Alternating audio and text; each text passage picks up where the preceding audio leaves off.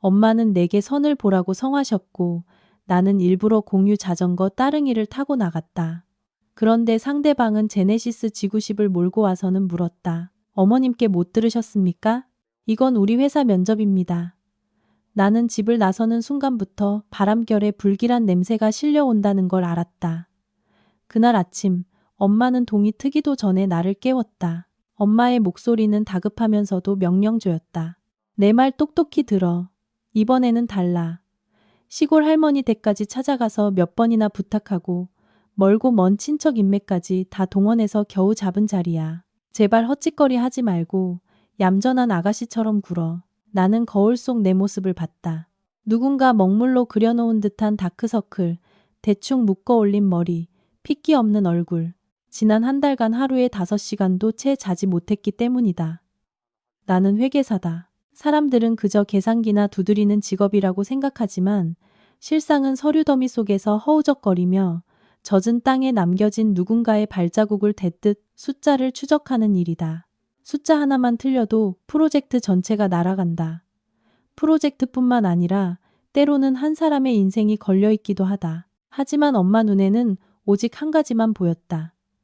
내가 27살, 아직 결혼하지 않았다는 것. 아무리 능력이 좋아도 좋은 남자 만나 시집가는 것만 못하다는 것이다. 여자가 일에만 파묻혀 살면 뭐가 남냐고? 엄마는 그 말을 마치 진리처럼 말했다. 내가 반박하지 않은 것은 지기 싫어서가 아니라 그래봤자 아무것도 달라지지 않기 때문이었다. 엄마는 엄마만의 방식으로 나를 사랑했다. 멀리 내다보고 조급해하고 세상의 입방아를 두려워했다. 그리고 나는 지쳤다. 가만히 누워 인생이 흘러가게 내버려 둘 수만 있다면 그러고 싶을 만큼 지쳤다. 그래서 나는 끝장을 보기로 했다. 엄마는 내가 얌전한 아가씨처럼 보이길 원했나? 그렇다면 지금 나의 가장 진솔한 모습을 보여주리라. 세상살이에 너덜너덜해진 여자. 급하게 먹고, 급하게 자고, 급하게 살아가는 모습. 나는 엄마가 사준 꽃무늬 원피스를 입지 않았다. 립스틱도 바르지 않았고, 머리도 손질하지 않았다. 무릎이 해진 낡은 청바지에 목깃이 달아빠진 셔츠를 입고 입구가 찢어져 희죽 웃는 것처럼 보이는 낡은 운동화를 신었다. 집을 나와 QR코드를 찍고 공용 자전거에 올라탔다. 자전거는 삐걱거리며 신음했고 하늘은 불을 쏟아붓는 듯 뜨거웠다. 40분 가까이 페달을 밟자 땀이 흘러내려 눈이 따가웠다. 마지막 오르막을 힘겹게 오르던 그때 전화가 울렸다. 서연아, 어디쯤이니? 그분은 벌써 와 계셔. 여자는 약속 시간에 조금 늦는 게 매력이지만 너무 늦으면 안 된다고 몇 번을 말했니?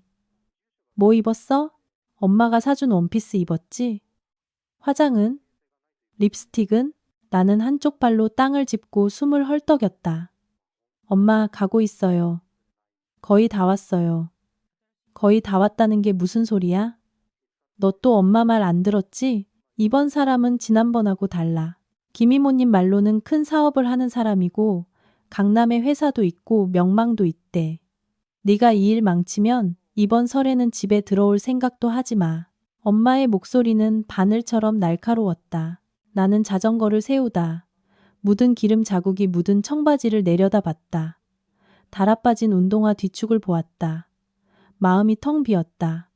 엄마는 내가 반항한다고 생각했다. 사실 나는 외모로 평가받는 자리에서 나 자신을 구하려던 것뿐이었다. 누군가 내 머리부터 발끝까지 훑어보고는 별로네요라고 판정 내리는 자리에 앉고 싶지 않았다. 나는 반짝이는 유리 건물 아래 자전거를 잠갔다. 바닥이 너무 반짝여서 내 얼굴에 고단함까지 비치는 곳이었다. 경비원이 나와 자전거를 번갈아 보며 마치 내가 잘못 찾아온 사람인 양 이상한 눈초리를 보냈다. 나는 고개를 꾸벅 숙여 인사하고 회전문을 지나 엘리베이터에 올랐다. 레스토랑은 최고층에 있었다. 이곳에 식사 한 끼는 수백만 원을 호가한다고 들었다. 이런 곳에 와본 적은 있지만 그건 일을 하러 온 입장에서 서류를 들고 고개를 숙이고 조심스러운 말투로 이야기할 때였다. 오늘 나는 선 보는 여자라는 이름으로 이곳에 다시 왔다. 그 생각을 하니 문득 헛웃음이 나왔다. 엘리베이터 문이 열리자 세련된 유니폼을 입은 직원이 나를 안내했다. 예약 정보를 들었는지 나를 보자마자 나지막이 말했다. 박서연 씨 맞으시죠? 강지훈님께서 창가 쪽 테이블에서 기다리고 계십니다. 나는 지훈이라는 이름을 듣고도 아무 감흥이 없었다. 어떤 이름이든 상관없었다. 그는 부자고 좋은 사람이고 하늘 위에 있는 사람이다. 그리고 나는 방금 회사에서 나와 목덜미에 땀이 채 마르지 않은 여자일 뿐. 나는 테이블로 걸어갔다. 한 남자가 등을 보인 채 반듯하게 앉아 있었다. 짙은 회색의 정장이 몸에 딱 맞았다. 그의 손 옆에는 자동차 키가 놓여 있었는데 로고만 봐도 대중적인 차가 아니라는 걸 알 수 있었다. 테이블 위에는 김이 모락모락 피어오르는 찻잔이 놓여 있었다. 나는 자리에 앉으며 애써 예의 바른 미소를 지어 보였다. 죄송합니다. 길이 좀 막혀서요. 그가 돌아봤다. 나는 비호감인 얼굴을 마주할 준비가 되어 있었다. 나를 위아래로 훑어보며 비웃는 그런 표정. 하지만 아니었다. 그의 얼굴은 어디선가 본 적이 있었다. 영화 속이 아니라 지난달 프로젝트 회의에서 그의 회사가 우리 회사와 협업할 때였다. 그 남자는 상석에 앉아 몇 마디 질문을 던졌고 회의실 전체는 숨소리조차 들리지 않았다. 사람들은 그를 강지훈이라는 브랜드처럼 불렀다. 심장이 쿵 하고 내려앉는 것 같았다. 그는 나를 똑바로 쳐다봤다. 비웃는 미소가 아니라 알 수 없는 미소를 살짝 띤 채였다. 박서연 씨. 그가 말했다. 목소리는 낮고 또렷했다. 어머님께 못 들으셨습니까? 오늘은 선자리가 아니라 면접입니다. 나는 얼어붙었다. 면접이라니요? 그가 태연하게 말했다. 우리 회사의 리스크 관리 팀장 자리가 비어 있습니다. 어머님께서 서연 씨를 추천하시더군요. 똑똑하고 스트레스에 강하고 숫자를 보면 사람 속까지 꿰뚫어 본다고요. 그래서 만나보겠다고 했습니다. 하지만 저는 준비되지 않은 상황에서의 당신을 보고 싶었습니다. 그게 진짜 당신일 테니까요. 얼굴이 화끈거렸다. 목구멍이 바싹 타는 것 같았다. 나는 엄마가 왜 그토록 원피스와 립스틱을 강조했는지 깨달았다. 엄마는 선을 보는 줄 알았지만 그는 이것을 덫으로, 시험으로, 내가 규칙을 정할 수 없는 게임으로 만들어버렸다. 나는 심호흡을 하고 목소리가 떨리지 않게 애썼다. 강지훈 씨, 솔직히 말씀드리죠. 저는 어머니 때문에 이 자리에 나왔습니다. 어떤 면접에도 응할 생각 없고 이런 식으로 사람을 속이는 방식도 마음에 들지 않네요. 그가 예상했다는 듯 고개를 끄덕였다. 좋습니다. 그의 그 좋습니다라는 말이 마치 내가 정답을 맞힌 것처럼 나를 더 화나게 했다. 나는 일어섰다. 그럼 이만 실례하겠습니다. 그는 손으로 막지 않았다. 대신 얇은 서류 봉투 하나를 내 쪽으로 밀었다. 15분만 앉아 계십시오. 억지로 뭘 시키려는 게 아닙니다. 이 서류를 한번 봐주셨으면 합니다. 가치가 없다고 생각되면 그냥 가셔도 좋습니다. 하지만 뭔가 이상한 점을 발견한다면 딱 한마디만 해주십시오. 단 한마디만요. 나는 서류 봉투를 쳐다봤다. 마음속에서 두 개의 힘이 나를 잡아당겼다. 한쪽은 자존심이었다. 누구도 나를 시험 대상으로 삼을 권리는 없다. 다른 한쪽은 내 피에 흐르는 직업 정신이었다. 숫자를 보면 저절로 파헤치고 싶어지는 본능. 나는 천천히 다시 자리에 앉았다. 돈 때문도 직위 때문도 아니었다. 나는 강지훈이라는 남자가 나를 정말 한 명의 인간으로 보는지 아니면 정답으로 저울질할 수 있는 상품으로 보는지 알고 싶었다. 그는 테이블 위에 시계를 올려놓고 나지막이 말했다. 시작하죠. 나는 서류를 펼쳤다. 서류가 손에 닿는 순간 나는 이 만남이 더 이상 엄마가 강요한 선 자리가 아님을 직감했다. 이것은 하나의 문이었다. 그 문 뒤에서 나는 산산조각 나거나 아니면 완전히 다른 인생으로 걸어 나오게 될 것이다. 나는 눈앞에 놓인 서류 더미로 고개를 숙였다. 새 종이 냄새와 맞은편에서 풍겨오는 따뜻한 차 향기가 뒤섞여 정신이 번쩍 들었다. 강지훈 씨가 테이블 위에 올려둔 시계는 소리가 나지 않았지만 몇 초 똑딱거리는 소리가 머릿속에서 울리는 듯했다. 나는 첫 장을 넘겼다. 한 IT 기업의 재무제표였다. 매출은 꾸준히 증가했고 이익은 너무 아름다울 정도로 좋았다. 그 아름다움은 외부인이 보면 안심할 만했다. 하지만 나 같은 전문가에게는 의심스러운 주름을 가리기 위해 너무 두껍게 화장한 얼굴처럼 보였다. 나는 고개를 들어 그를 보지 않았다. 그가 내 종이 넘기는 방식부터 숨소리까지 나의 사소한 반응 하나하나를 관찰하고 있다는 것을 알았다. 그 느낌이 싫었지만 동시에 익숙하기도 했다. 내 직업은 늘 감시당하고 의심받는 일이었으니까. 다만 오늘 맞은편에 앉은 사람은 고객도 상사도 아닌 엄마가 상대라고 부른 남자라는 점이 달랐다. 15분만 버티고 일어나자. 하지만 읽을수록 나는 시간을 잊어갔다. 나는 수년간의 습관대로 현금 흐름표부터 파고들었다. 매출은 높은데 현금 유입이 너무 일정했다. 시차도 변동도 없었다. 현실에서 교과서처럼 깔끔하게 돈을 회수하는 기업이 어디 있겠는가. 나는 미간을 살짝 찌푸리고 주석 부분을 넘겼다. 매출 채권, 매입 채무, 재고 자산 모두 의심스러울 정도로 깔끔했다. 등골이 서늘해졌다. 이런 느낌을 전에 겪어본 적이 있었다. 누군가 필사적으로 숨기려 한 무언가를 발견하기 직전의 느낌. 나는 처음으로 고개를 들어 강지훈 씨를 정면으로 바라봤다. 그는 의자에 등을 기댄 채 두 손을 테이블 위에 가볍게 올려놓고 있었다. 그의 눈빛은 재촉하지도 놀리지도 않고 그저 조용히 기다리고 있었다.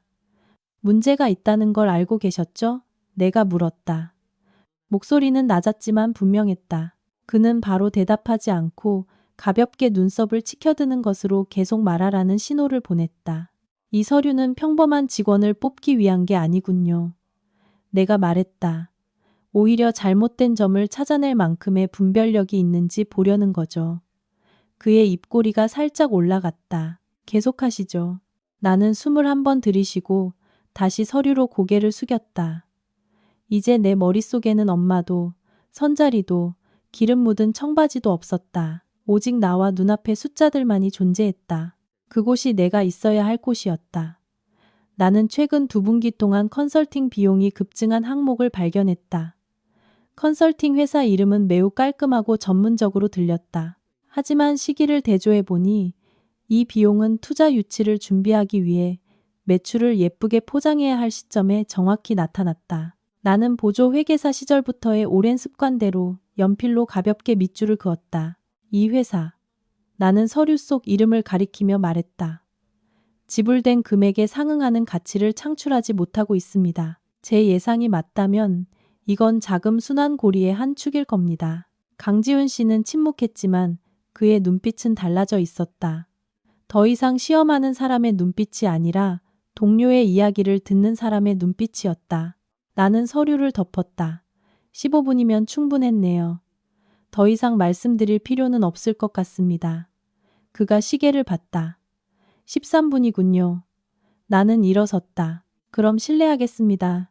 이번에는 그도 일어섰다. 나보다 머리 하나는 더 컸지만 위압적인 느낌은 없었다. 그가 손을 내밀었다. 감사합니다, 서연 씨. 나는 잠시 멈칫했다. 악수 때문이 아니라 그가 내 이름을 부르는 방식 때문이었다. 직함도 거리감도 없이 오직 내 이름. 나는 그의 손을 잡았다. 그의 손은 따뜻하고 단단했다. 힘주어 잡지도 그렇다고 성에 없지도 않은 아주 적절한 악수였다. 나는 손을 빼고 돌아서려 했다. 궁금한 건 없으십니까? 그가 등 뒤에서 물었다. 나는 멈춰섰다. 무엇을 말입니까? 왜 제가 이런 일을 벌였는지 말입니다. 나는 돌아서서 그를 똑바로 쳐다봤다. 알고 싶지 않습니다. 다만 한 가지는 분명히 알죠. 저는 덫에 걸리는 걸 좋아하지 않습니다. 그가 고개를 끄덕였다. 타당하군요. 나는 걸음을 옮겼다. 하지만 몇 걸음 못 가 휴대폰이 울렸다. 엄마, 나는 잠시 눈을 감았다가 전화를 받았다. 서연아, 너 어디야? 왜 전화를 안 받아? 그분이 네가 왔다고 했는데 왜 보이지 않는다는 거야? 엄마의 목소리는 당황과 분노로 뒤섞여 있었다. 엄마, 저 여기 있어요. 내가 나지막이 말했다. 하지만 엄마가 생각하는 그런 상황이 아니에요. 아니라니? 너 또 무슨 짓을 한 거야? 제대로 말은 한 거니? 세상에, 서연아, 내가 그분 앞에서 얼마나 창피했는지 알아? 수화기 너머로 엄마의 가쁜 숨소리가 들려왔다. 로비에서 휴대폰을 붙잡고 안절부절 못하는 엄마의 모습이 그려졌다. 평생 나를 위해 걱정했지만 평생 내가 남에게 뒤처질까봐 두려워했던 엄마. 집에 가서 말씀드릴게요. 내가 대답했다. 지금 바로 갈게요. 나는 전화를 끊었다. 강지훈 씨를 돌아봤다. 가봐야겠습니다. 그가 붙잡지 않았다. 그저 아주 가볍게 한마디를 건넸다. 어머님 앞에서 곤란하게 해드려 죄송합니다. 그 말에 나는 다시 멈칫했다. 그가 그런 말을 할 줄은 몰랐다. 나는 그를 쳐다봤다. 처음으로 그에게서 날카로움뿐만 아니라 무언가 다른 것, 사리분별 같은 것을 느꼈다. 꼭 당신 탓만은 아니에요. 내가 말했다. 하지만 제게는 시간이 필요해요. 네, 그가 대답했다. 기다리겠습니다. 나는 레스토랑을 나와 엘리베이터를 타고 유리 건물을 빠져나왔다. 저녁 햇살은 한결 부드러워졌고 바람이 불어등 뒤에 땀을 식혔다. 자전거 자물쇠를 풀고 막 끌어내려는데 멀지 않은 곳에 서 있는 엄마가 보였다. 엄마는 팔짱을 낀 채 똑바로 서 있었다. 엄마의 시선은 내 머리부터 발끝까지 훑더니 더러운 운동화에서 멈췄다. 이 싸움을 피할 수 없다는 것을 알았다. 그 꼴로 간 거니? 엄마가 물었다. 목소리가 가라앉아 있었다. 그 사람이 누군지나 알아? 나는 자전거를 가까이 끌어와 세웠다. 알아요. 알면서도 그랬어? 서연아, 너 엄마 속 터져 죽는 꼴 보고 싶어? 나는 엄마를 봤다. 검은 머리카락 사이에 섞인 흰머리를, 눈가에 주름을 봤다. 문득 피곤해졌다. 엄마의 기대와 내 인생 사이에서 살아야 한다는 것이 피곤했다. 엄마, 내가 천천히 말했다. 저는 엄마 체면 세워주려고 결혼하고 싶지 않아요. 옷차림만으로 평가받고 싶지도 않고요. 엄마는 잠시 침묵하더니 한숨을 쉬었다. 엄마는 그냥 네가 고생할까봐 그래. 저 이미 고생하고 있어요. 내가 대답했다. 하지만 견딜 수 있어요. 제가 두려운 건 제 자신답게 살지 못하는 거예요. 엄마는 더 이상 아무 말도 하지 않았다. 돌아서서 천천히 입구 쪽으로 걸어갔다. 나는 자전거를 끌고 그 뒤를 따랐다. 우리 모녀 사이의 공기는 무거웠지만 더 이상 날카롭지는 않았다. 그날 밤 나는 아주 늦게 집에 돌아왔다. 샤워를 하고 침대에 누워 천장을 바라봤다. 강지훈 씨의 모습, 서류 더미, 그의 태연한 눈빛이 머릿속에 계속 떠올랐다. 내일이 어떻게 될지는 몰랐다. 다만 그 서류를 펼친 순간부터 내 인생의 무언가가 방향을 틀기 시작했다는 것만은 알았다. 내가 원하든 원하지 않든. 그날 밤 나는 거의 잠을 이루지 못했다. 피곤해서가 아니었다. 머릿속에서 아주 오래되었지만 단 한 번도 지금처럼 선명한 적 없었던 질문이 맴돌았기 때문이다. 나는 누구를 위해 살고 있는가? 거실에서 엄마가 뒤척이는 소리가 들려왔다. 아주 작은 소리였지만 엄마도 잠들지 못했다는 것을 알 수 있었다. 우리 모녀는 각자의 고민을 안고 침묵했다. 나는 천장을 보며 기다리겠습니다라고 말하던 강지훈 씨의 눈빛을 떠올렸다. 조급한 기다림도 강요하는 기다림도 아니었다. 모든 것을 저울 위에 올려놓는데 익숙하지만 상대방에게 시간을 내어줄 줄 아는 사람의 기다림이었다. 다음 날 아침, 나는 평소보다 일찍 일어났다. 활기차서가 아니라 더 이상 누워있을 수 없었기 때문이다. 엄마는 부엌에서 요리하고 있었다. 엄마의 등은 약간 굽어 있었고 어깨는 몇 년 전보다 훨씬 왜소해 보였다. 나는 부엌 문 앞에 한참 서 있다가 입을 열었다. 엄마, 장 보러 안 가셨어요? 엄마가 깜짝 놀라 나를 돌아봤다. 엄마의 눈빛은 어제 오후처럼 날카롭지는 않았지만 여전히 지친 기색이 역력했다. 응, 그냥 있는 걸로 죽 좀 끓였어. 나는 손을 씻고 엄마를 도우러 다가갔다. 모녀는 나란히 서 있었지만 침묵했다. 이 침묵은 너무나 익숙했다. 엄마와 내가 서로의 말을 이해하지 못할 때마다 부엌은 항상 가장 조용한 공간이 되었다. 어제 그 사람, 엄마가 나지막이 말했다. 예전에 만났던 사람들이랑은 다르더라. 엄마는 죽을 저으며 나를 보지 않았다. 다를수록 엄마는 더 걱정이야. 네가 친척들한테 무슨 소리 듣는지 알아? 안다. 나는 항상 알고 있었다. 그저 못 들은 척했을 뿐이다. 엄마는 그냥 네가 기댈 곳이 있었으면 하는 거야. 네가 아무리 강해도 여자잖니. 엄마의 목소리가 가라앉았다. 엄마가 평생 너랑 같이 살아줄 수는 없잖니. 나는 엄마의 손목을 가볍게 잡았다. 엄마, 저 행복을 거부하는 거 아니에요. 하지만 시작부터 고개를 숙여야 하는 인생으로 들어가고 싶지는 않아요. 엄마는 나를 돌아봤다. 이번에는 아주 오랫동안. 그 눈빛은 더 이상 질책하는 눈빛이 아니었다. 자신이 생각했던 것보다 더 커버린 딸을 이해하려는 엄마의 눈빛이었다. 아침 식사를 마치고 출근했다. 회사의 모든 것은 여전했다. 숫자, 보고서, 이메일이 쉴 새 없이 쏟아졌다. 하지만 나는 평소보다 느리게 일했다. 머릿속이 더 이상 숫자에만 머물러 있지 않았다. 점심때쯤 낯선 번호로 메시지가 왔다. 박서연 씨, 강지훈입니다. 오늘 저녁 시간 괜찮으시다면 커피 한잔 하고 싶습니다. 일 이야기는 하지 않겠습니다. 나는 화면을 오랫동안 쳐다봤다. 일 이야기를 하지 않는다는 건 무슨 이야기를 하겠다는 걸까? 아니면 또 다른 시험의 다른 표현일까? 답장하지 않으려 했지만 나를 배웅하기 위해 일어서던 그의 모습이 떠올랐다. 아주 적절한 타이밍에 건넸던 사과도 결국 나는 짧은 답장을 보냈다. 오늘 저녁 시간 괜찮습니다. 하지만 분석당하고 싶지는 않네요. 답장은 금방 왔다. 약속하죠. 그가 선택한 카페는 화려하지 않았다. 조용한 골목 안에 자리한 낡은 나무 테이블과 노란 조명이 있는 곳이었다. 내가 먼저 도착했고 잠시 후 그가 들어왔을 때 나는 그가 오늘 완전히 다르다는 것을 알아차렸다.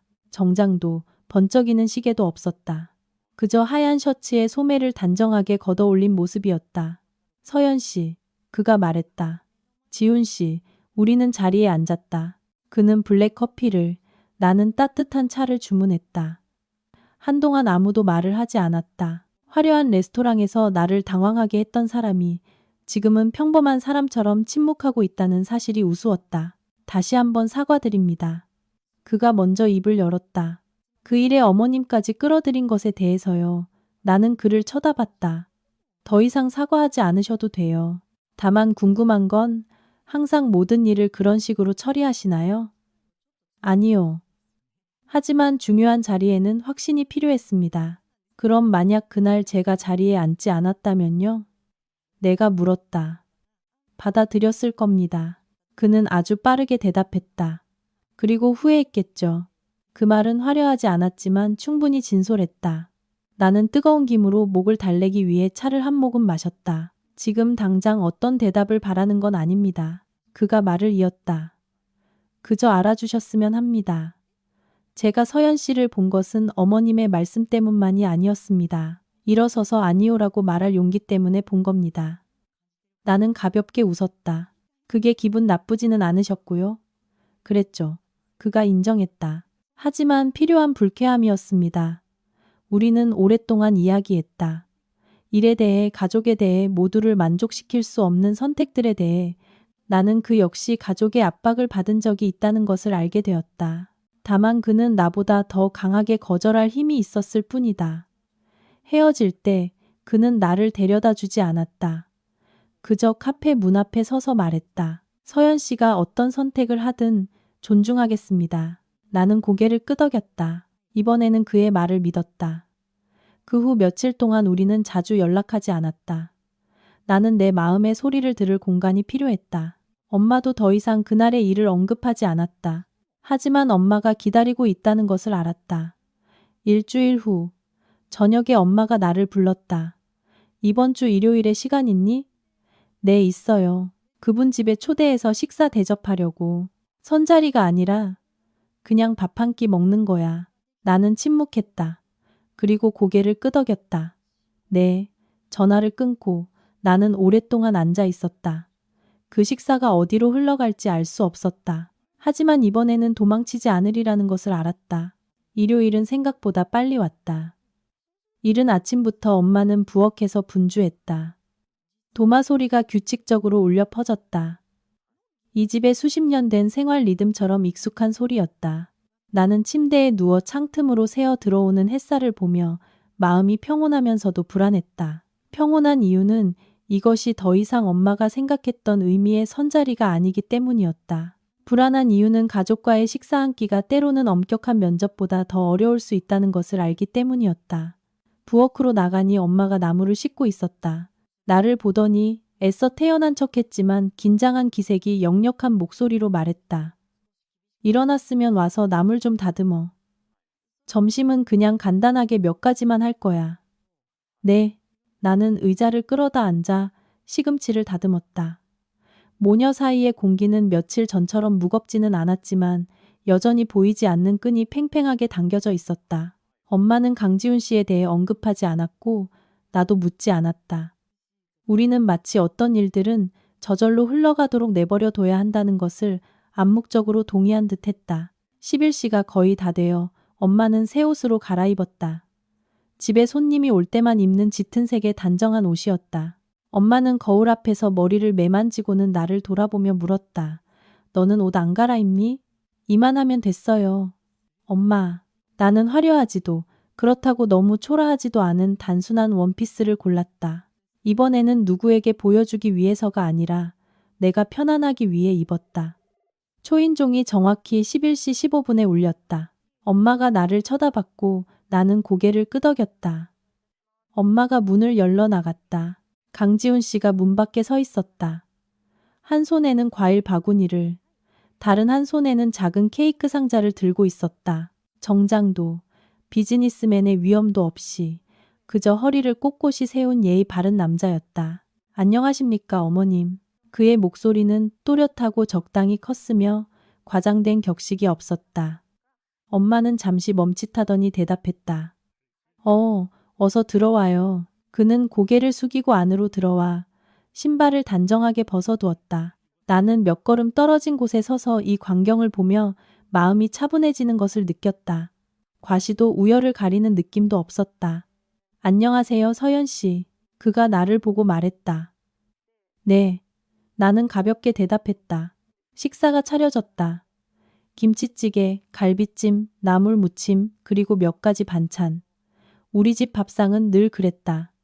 부족하지는 않지만 그렇다고 화려하지도 않았다. 엄마가 그에게 자리를 권했다. 그는 서두르지 않고 엄마가 먼저 앉기를 기다린 후에야 젓가락을 들었다. 어머님 음식 솜씨가 정말 좋으십니다. 보기만 해도 따뜻해지네요.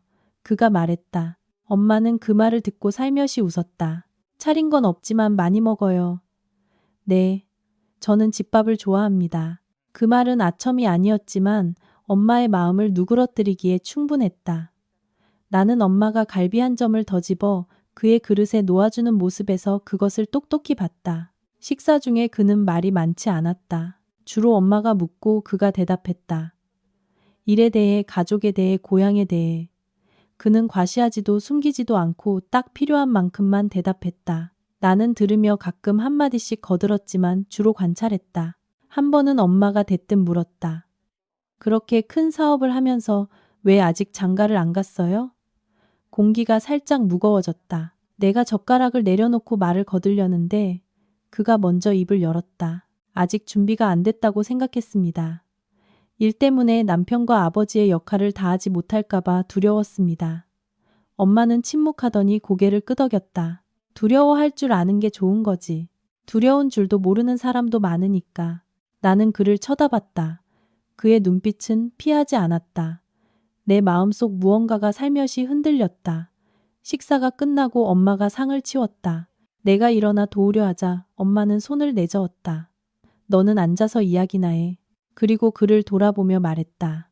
밖에 나가서 서연이랑 차나 한잔해요. 여긴 내가 치울 테니. 나와 그는 베란다로 나갔다. 점심 햇살은 부드러웠고 집 앞 화단의 꽃들 사이로 바람이 불었다. 그는 낡은 나무 의자에 앉았다. 나는 맞은편에 앉았다. 한동안 아무도 말을 하지 않았다. 오늘 긴장했어요? 그가 물었다. 조금요. 나도 그랬어요. 나는 웃었다. 이런 상황에 익숙하실 줄 알았는데요. 아니요. 그가 고개를 저었다. 계약 협상에는 익숙하지만 다른 사람의 어머니 앞에서는 익숙하지 않네요. 그 말에 나는 소리내어 웃었다. 내 웃음소리가 그도 편안하게 만든 듯했다. 서연 씨. 그가 내 이름을 불렀다. 목소리가 느려졌다. 이 식사가 부담이라고 생각하지 않았으면 좋겠어요. 만약 불편하다면 제가 어머님께 먼저 말씀드리겠습니다. 나는 그를 쳐다봤다. 어머니께서 당신을 진지하지 않다고 생각하실까봐 두렵지 않으세요? 두렵죠. 그가 인정했다. 하지만 서연 씨가 곤란한 게 더 두렵습니다. 그 말은 내 마음 아주 깊은 곳을 건드렸다. 나는 혼자 짊어지고 혼자 감당하는 데 익숙했다. 내가 얼마나 곤란할지 생각해주는 사람은 거의 없었다. 엄마가 부엌에서 나와 우리가 조용히 앉아있는 것을 보고는 다가왔다. 앞치마에 손을 급히 닦으며 둘이 무슨 얘기를 그렇게 조용히 하니 그가 일어섰다. 아, 일 이야기랑 사는 이야기 좀 했습니다. 엄마가 나를 쳐다봤다. 너는 어떠니? 나는 숨을 한 번 들이쉬었다. 그냥 괜찮아요, 엄마. 엄마가 고개를 끄덕였다. 괜찮으면 됐다. 엄마는 더 바랄 거 없어. 그날 오후 그는 일찍 돌아가겠다고 했다. 가기 전에 그는 돌아서서 엄마에게 말했다. 어머님, 식사 정말 감사했습니다. 기회가 된다면 또 함께 식사하고 싶습니다. 엄마는 그를 보고 다시 나를 봤다. 그래, 그건 우리 서연이 하기에 달렸지. 문이 닫혔다. 나는 벽에 등을 기댄 채 안도의 한숨을 내쉬었다. 엄마가 의자에 앉아 나를 오랫동안 쳐다봤다. 서연아, 엄마가 천천히 말했다.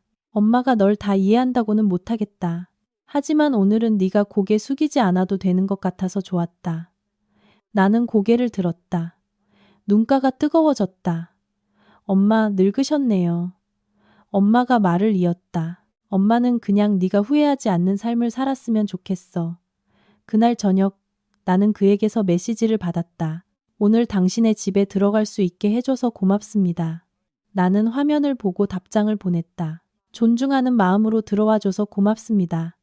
나는 앞으로 모든 것이 어떻게 될지 몰랐다. 하지만 적어도 이 길을 혼자 걷거나 뒷걸음질 치지 않아도 된다는 것을 알았다. 그날 식사 이후 내 삶이 확 바뀐 것은 아니었지만 무언가 조용한 리듬이 달라졌다. 엄마는 더 이상 저녁마다 결혼 얘기를 꺼내지 않았다. 나도 더 이상 전화벨이 울릴 때 엄마의 눈치를 보지 않게 되었다. 우리는 전처럼 출근하고 장을 보고 밥을 먹었다. 다만 이 작은 집에 누군가를 위해 비워둔 공간이 하나 더 생겼다는 점이 달랐다. 말하지 않았지만 모두가 그 공간이 누구를 위한 것인지 알고 있었다. 강지훈 씨는 쉴 새 없이 다가오지 않았다.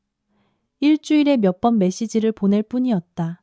피곤하지 않으냐고 묻거나 조용한 카페 사진을 보내며 여기는 서연 씨가 좋아할 것 같다고 말했다. 나는 차갑지도 그렇다고 너무 적극적이지도 않게 적당히 답장했다.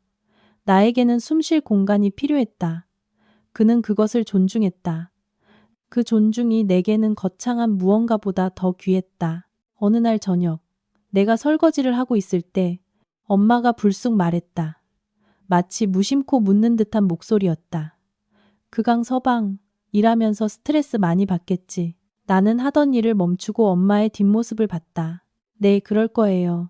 엄마가 보니 그 사람은 돈 자랑하는 부류는 아니더라. 네. 엄마는 잠시 침묵하더니 말을 이었다. 하지만 사업하는 사람들은 계산이 많아. 네가 감당할 수 있겠니? 나는 손을 닫고 의자에 앉았다. 잘 모르겠어요. 하지만 혼자 감당해야 한다면 못할 거예요. 둘이 함께 짊어지는 거라면 한번 해볼래요. 엄마가 나를 돌아봤다. 엄마의 눈빛은 더 이상 걱정스러운 질책이 아니었다. 무언가를 저울질하며 조금씩 신뢰를 쌓아가는 사람의 눈빛이었다. 엄마는 그냥 네가 손해볼까 봐 그래. 저 손해보는 거 익숙해요, 엄마. 내가 나지막이 말했다. 하지만 이번에는 제가 공평하게 대우받을 수 있는지 시험해보고 싶어요. 엄마는 한숨을 쉬었지만 반대하지 않았다. 엄마에게 그것은 이미 아주 큰 양보라는 것을 알았다. 또 다른 저녁 강지훈 씨가 산책을 제안했다. 레스토랑도 고급 카페도 아닌 그저 강변의 산책로였다. 시원한 바람과 노란 가로등이 있었다. 그는 내 걸음걸이에 맞춰 천천히 걸었다. 우리는 아주 사소한 것들에 대해 이야기했다. 나는 어릴 적 엄마에게 혼날 때마다 뒷마당에 숨었던 이야기를 했다. 그는 오랫동안 혼자 살면서 모든 것을 스스로 해결하는 데 익숙해졌다고 말했다. 외로운 게 두렵지 않으세요? 내가 물었다. 두렵죠. 그가 대답했다. 하지만 누군가와 함께 있으면서도 외로운 게 더 두렵습니다. 그 말은 나를 오랫동안 생각하게 했다. 우리는 난간에 기대어 섰다.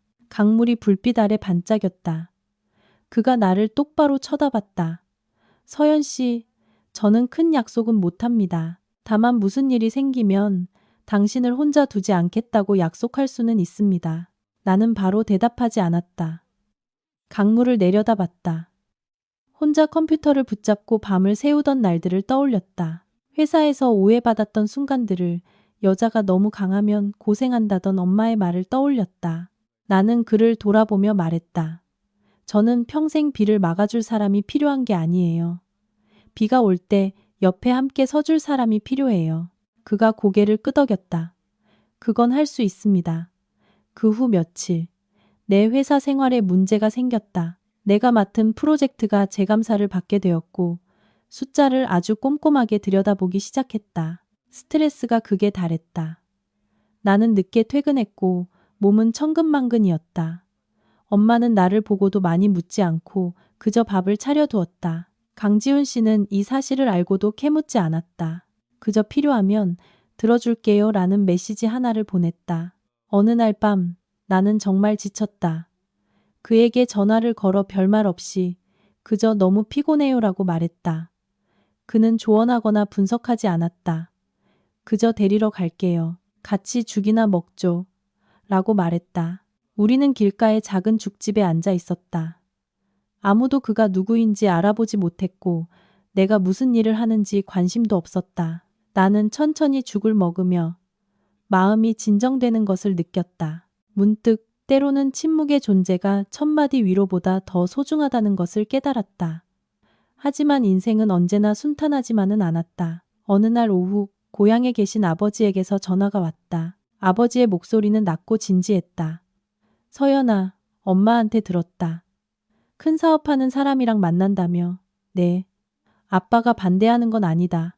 하지만 우리 집안이 기댈 만한 배경이 없으니 내 스스로 몸가짐을 잘해야 한다.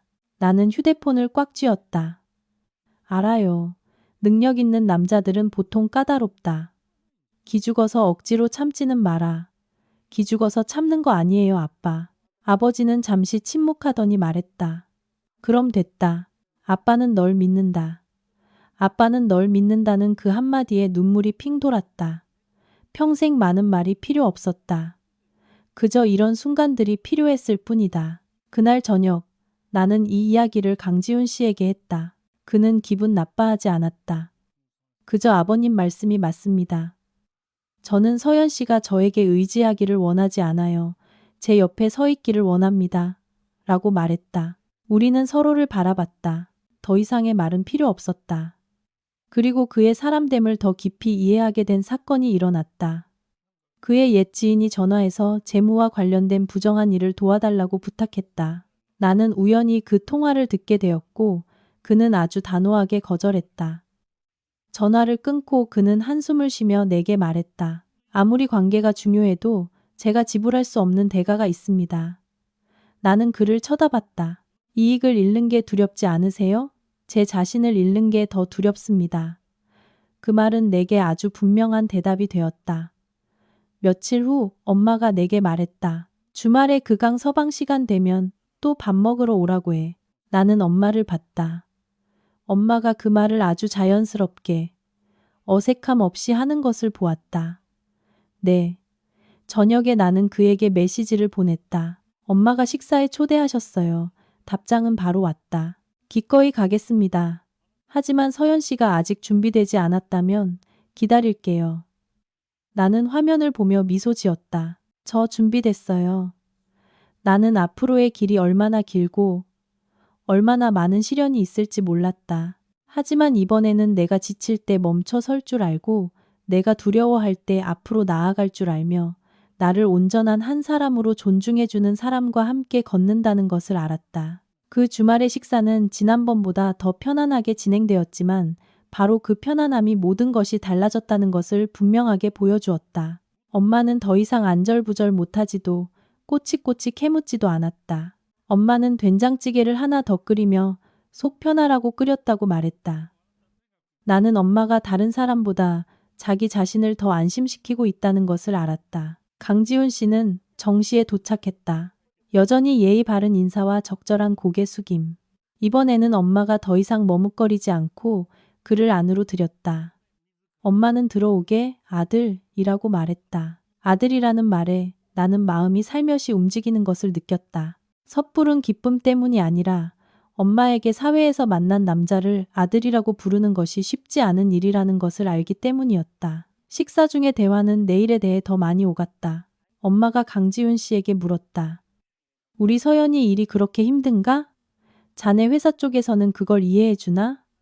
그는 나 대신 대답하지 않았다. 그는 나를 먼저 쳐다본 후에야 말했다. 네, 어머님. 만약 이해하지 못했다면 함께 길을 갈 수 없다고 생각합니다. 엄마는 고개를 끄덕이고 더 이상 말을 잇지 않았다. 나는 엄마가 아주 신중하게 생각하며 천천히 식사하는 것을 보았다. 식사 후 엄마는 주도적으로 상을 치웠다. 내가 도우려 하자 엄마는 손을 내저었다. 둘이 나가서 이야기나 해.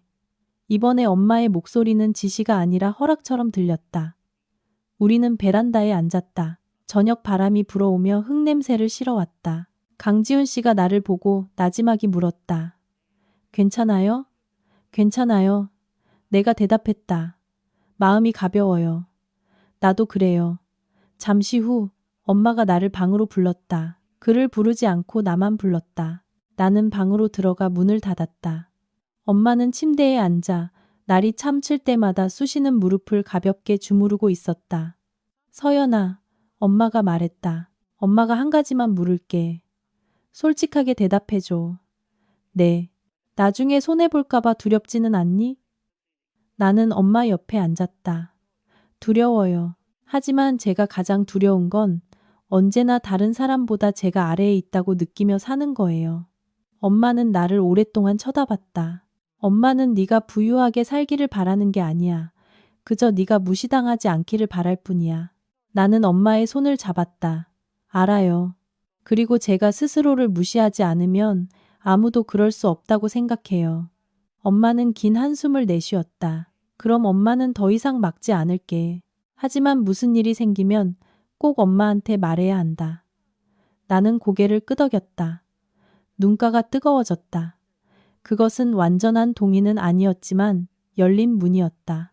내가 밖으로 나갔을 때 강지훈 씨는 일어서서 내 눈빛을 봤다. 그는 이해했다.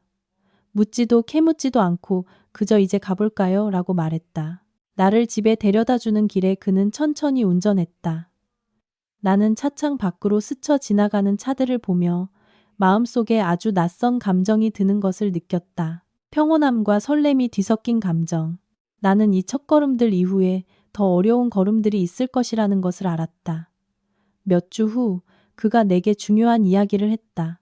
그의 회사 큰 프로젝트 하나에 문제가 생겼는데 큰 비리는 아니지만 교묘하게 처리하지 않으면 오해를 살 위험이 있었다. 그는 내게 의견을 물었다. 연인으로서가 아니라 전문가로서. 나는 서류를 보고 분석하고 위험 요소를 솔직하게 말했다. 봐주지도 피하지도 않았다. 그는 듣고 기록하고는 말했다. 내 곁에 당신 같은 사람이 필요해요. 동의하기 위해서가 아니라 진실을 말해주기 위해서. 그 말은 첫 번째 면접을 떠올리게 했다. 모든 것이 한 바퀴 돌아 제자리로 온 것 같았다. 하지만 바로 그때부터 풍파가 일기 시작했다. 그의 회사 내 누군가는 그가 나를 신뢰하는 것을 좋아하지 않았다. 그들은 수군거리고 의심했다. 나는 좋지 않은 소문 몇 가지를 들었다. 평범한 집안 여자가 기회를 노린다는 식의 말들. 그런 말들은 내게 새롭지 않았다. 하지만 이 상황에 놓이니 더 아팠다. 나는 그에게 우리 조금 천천히 가요라고 말했다. 그가 나를 쳐다봤다. 그 사람들 때문에요? 당신이 곤란해지는 걸 원하지 않아요. 그가 고개를 저었다. 나는 쉬운 길을 선택하지 않아요. 옳은 길을 선택합니다. 나는 침묵했다. 이 순간부터 만약 계속 간다면 나는 더 이상 옆에 서 있는 사람이 아니라 함께 감당하는 사람이 되어야 한다는 것을 알았다. 어느 날 저녁 아버지가 고향에서 올라오셨다. 아버지는 말이 없으셨지만 아주 자세히 살피셨다. 아버지는 식사를 하며 강지훈 씨가 하는 말을 듣고는 불쑥 물었다. 자네, 내 딸 고생시킬 텐가? 공기가 얼어붙었다. 내가 미처 말하기도 전에 그가 대답했다. 만약 서연 씨가 고생하게 된다면 제가 먼저 고생하겠습니다. 아버지는 그를 쳐다봤다. 엄격한 눈빛으로 말했으면 지키게, 부유하게 해달라는 말은 안 하겠네. 네. 그가 짧게 대답했다. 아버지가 돌아가실 때 내게 딱 한마디 하셨다. 네가 직접 선택했으니 아빠가 널 끌어당기지는 않겠다. 그 말은 신뢰이면서 동시에 경고였다. 나는 이해했다. 사회적 압박은 커져갔다. 때로는 지쳤고 때로는 내가 너무 많은 것을 걸고 있는 건 아닌지 자문했다. 어느 날 밤에는 뜬 눈으로 밤을 새웠다. 엄마를, 아빠를, 그리고 오직 일에만 매달렸던 지난날의 나를 생각했다. 강지훈 씨가 언제나 완벽한 것은 아니었다. 때로는 너무 오래 침묵했고 때로는 그의 빠른 결정이 나를 불안하게 했다. 우리는 처음으로 다퉜다. 큰 소리를 내지는 않았지만 무거웠다. 나는 당신은 혼자 결정하는데 익숙하군요 라고 말했다. 그는 침묵했다. 그리고 그렇게 하지 않으려고 배우는 중입니다 라고 말했다. 우리는 그 일 이후로 헤어지지 않았다. 오히려 둘 다 말하지 않으면 멀리 갈 수 없다는 것을 알게 되었다. 어느 날 오후 그가 나를 집에 데려다 주고는 문 앞에서 아주 천천히 말했다. 서연 씨, 미래를 장담할 수는 없지만 한 가지 묻고 싶은 게 있어요. 나는 그를 쳐다봤다. 말씀하세요. 만약 나중에 제가 약해지는 순간이 오면 그때도 제 곁에 서 있어 줄 건가요? 나는 지나온 모든 것을 생각했다. 저는 누군가가 강하기 때문에 곁에 서 있는 게 아니에요. 그들이 저를 버려두지 않기 때문에 서 있는 거예요. 그는 고개를 끄덕이고 더 이상 말하지 않았다. 하지만 나는 그 대답이 앞으로의 길에 아주 중요한 벽돌 하나를 놓았다는 것을 알았다. 그날 저녁 집에 돌아오니 엄마가 물었다. 둘이 괜찮니? 네, 괜찮아요. 엄마가 고개를 끄덕였다. 괜찮으면 됐다. 나머지는 천천히. 나는 침대에 누워 천장을 바라봤다. 더 이상 예전처럼 미래가 두렵지 않았다. 확신이 있어서가 아니었다. 나 자신을 잃지 않고 걸어가는 법을 배웠기 때문이었다. 그의 질문 이후로 나는 예전에 큰 선택 앞에 섰을 때처럼 마음이 흔들리지 않았다.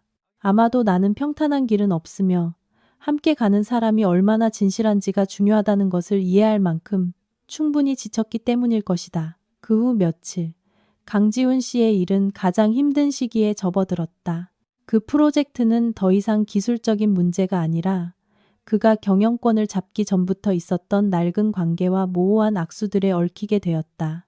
나는 그가 일하는 것을 보며 올바름이라는 두 글자의 대가를 똑똑히 보았다. 모두가 그 올바름을 좋아하는 것은 아니었다. 특히 그것이 사람들이 애써 감추려던 것들을 드러낼 때에는 더욱 그랬다. 어느 날 밤, 그는 아주 늦게 돌아왔다. 내가 기다리다 잠들려던 참에 그가 들어왔다. 어깨는 축 처져 있었고 눈빛은 지친 기색이 역력했다. 나는 묻지 않고 따뜻한 물 한 잔을 따라 그 앞에 놓아주었다. 그가 앉아서 긴 한숨을 내쉬었다. 오늘 내가 아주 믿었던 사람 한 명을 잃었어. 그가 쉰 목소리로 말했다. 그 일 때문에요? 내가 물었다. 응. 후회하세요? 그가 고개를 저었다. 아니, 하지만 슬프네. 나는 그의 곁에 앉았다. 위로도 분석도 하지 않았다. 어떤 슬픔은 말이 아니라 그저 곁을 지켜주는 것만으로 충분하다는 것을 알았다. 소문은 밖으로 퍼져나가기 시작했다. 시끄럽지는 않았지만 엄마의 귀에까지 들어갈 만큼은 되었다. 어느 날 오후 엄마가 나를 방으로 불러 문을 닫았다. 서연아, 사람들이 그러는데 강서방네 회사에 문제가 있다더라. 엄마는 돌려 말하지 않고 단도직입적으로 말했다. 사실이니? 나는 고개를 끄덕였다. 네, 조금 어려움이 있어요. 엄마는 나를 뚫어지게 쳐다봤다. 너도 휘말린 거니? 직접적인 관련은 없지만 옆에 있어요. 엄마가 한숨을 쉬었다. 엄마는 가난은 안 무서워. 네가 고생하는 게 무섭지. 나는 엄마의 손을 잡았다. 제가 지금 돌아서면 더 고생할 거예요. 신의를 지키지 못한 사람이 될 테니까요. 엄마는 오랫동안 침묵했다. 그리고 아주 느리게 말했다. 그럼 강해져야 한다. 하지만 기억해. 강하다는 게 모든 걸 참고 견디라는 뜻은 아니야. 나는 고개를 끄덕였다. 알아요.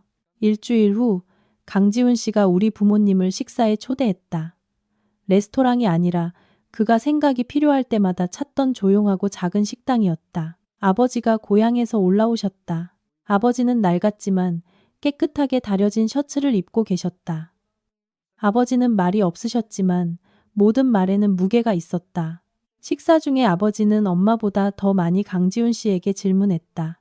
일을 처리하는 방향에 대해, 상실에 직면했을 때의 태도에 대해 그는 피하지 않고 천천히 대답했다. 나는 자네가 부자인지 묻는 게 아니네. 아버지가 말했다. 졌을 때 어떻게 하는지를 묻는 거지. 강지훈 씨는 아버지를 똑바로 쳐다봤다. 네, 도망치지 않고 책임지겠습니다. 아버지가 고개를 끄덕였다. 그럼 됐다. 식사 후 나와 아버지만 남았을 때 아버지가 아주 작게 말했다. 말주변이 좋은 놈은 아니지만 가짜는 아닌 것 같구나. 나는 그 말을 듣고 마음이 한결 가벼워졌다. 아버지에게 가짜가 아니다라는 두 글자는 어떤 약속보다 더 소중했다. 풍파는 거기서 멈추지 않았다. 어느 날 아침 나는 업계 사람에게서 전화를 받았다. 목소리는 조언 반 협박 반이었다. 그런 일에서는 멀리 떨어져 있는 게 좋아요. 너무 가까이 있으면 보기 좋지 않아요. 나는 전화를 끊었다. 손이 차가워졌다. 나는 이 사실을 강지훈 씨에게 말했다. 그는 오랫동안 침묵했다. 만약 물러나고 싶다면 그가 마침내 말했다. 이해할게요. 나는 그를 쳐다봤다. 제가 물러나야 한다고 생각하세요?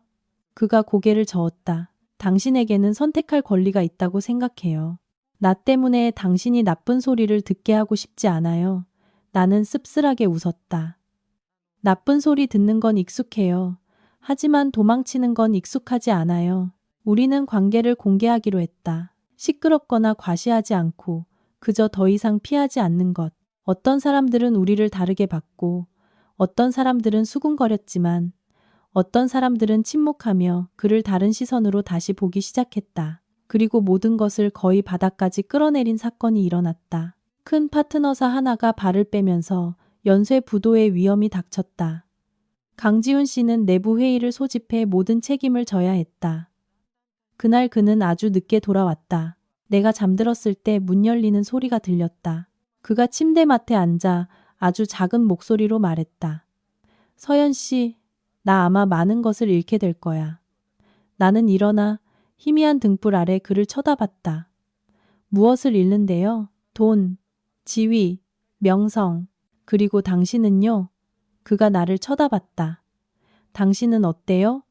당신은 여전히 당신인가요? 내가 물었다.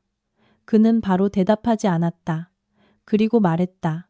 만약 그 모든 것을 버려서 나 자신을 지킬 수 있다면 나는 여전히 나일 거야. 나는 그의 손을 잡았다. 그럼 됐어요. 그가 위험 요소를 잘라내고 손해를 감수하기로 공식적으로 결정한 날, 많은 사람이 등을 돌렸지만 더디지만 확실하게 곁에 남는 사람들도 있었다. 엄마는 이 소식을 듣고 아무 말도 하지 않았다. 그저 국 한 솥을 끓여 그에게 갖다 주라고 하셨다. 큰일 하는 사람은 밥을 잘 챙겨 먹어야 한다. 나는 국을 가져갔다. 그는 국그릇을 보고 오랫동안 웃었다. 다른 사람의 어머니에게서 이런 국을 받게 될 줄은 상상도 못했네. 나는 그를 쳐다봤다. 우리 엄마는 가족이라고 생각하지 않으면 누구에게도 국을 끓여주지 않아요. 그는 잠시 말을 잃었다. 그날 밤 그는 내 손을 아주 꽉 잡았다. 서연 씨, 만약 언젠가 내가 지금처럼 단단하게 서 있지 못하게 되면 나를 선택한 걸 후회할 건가요? 나는 엄마를, 아버지를 생각했다. 혼자 모든 것을 감당했던 지난 세월을. 저는 굳건히 서 있는 사람을 선택한 걸 후회하지 않아요. 그가 어디에 서 있든 말이에요. 그는 고개를 숙여 내 이마에 자신의 이마를 맞댔다. 더 이상의 약속은 필요 없었다. 나는 앞으로의 길이 쉽지 않을 것임을 알았다. 하지만 이 모든 일을 겪고 난 후 나는 한 가지를 분명히 깨달았다. 행복은 가장 강한 사람을 선택하는 데서 오는 것이 아니라 그들이 약해졌을 때 나를 뒤에 버려두지 않는 사람을 선택하는 데서 온다는 것을. 그 결정 이후 며칠은 무겁게 흘러갔지만 혼란스럽지는 않았다. 모든 것이 큰 비가 지나간 후의 호수 같았다. 진흙과 잡초는 바닥에 가라앉았고 물은 아직 맑아지지 않았지만 적어도 파도는 더 이상 치지 않았다. 강지훈 씨는 일찍 나가고 늦게 돌아왔다. 전화는 쉴 새 없이 울렸지만 집에 돌아오면 그는 여전히 제대로 앉아 밥을 먹고 내게 아주 간단한 질문을 던졌다. 오늘 피곤했어요? 그 한마디가 내가 그의 인생에서 밀려나지 않았다고 느끼게 해주었다.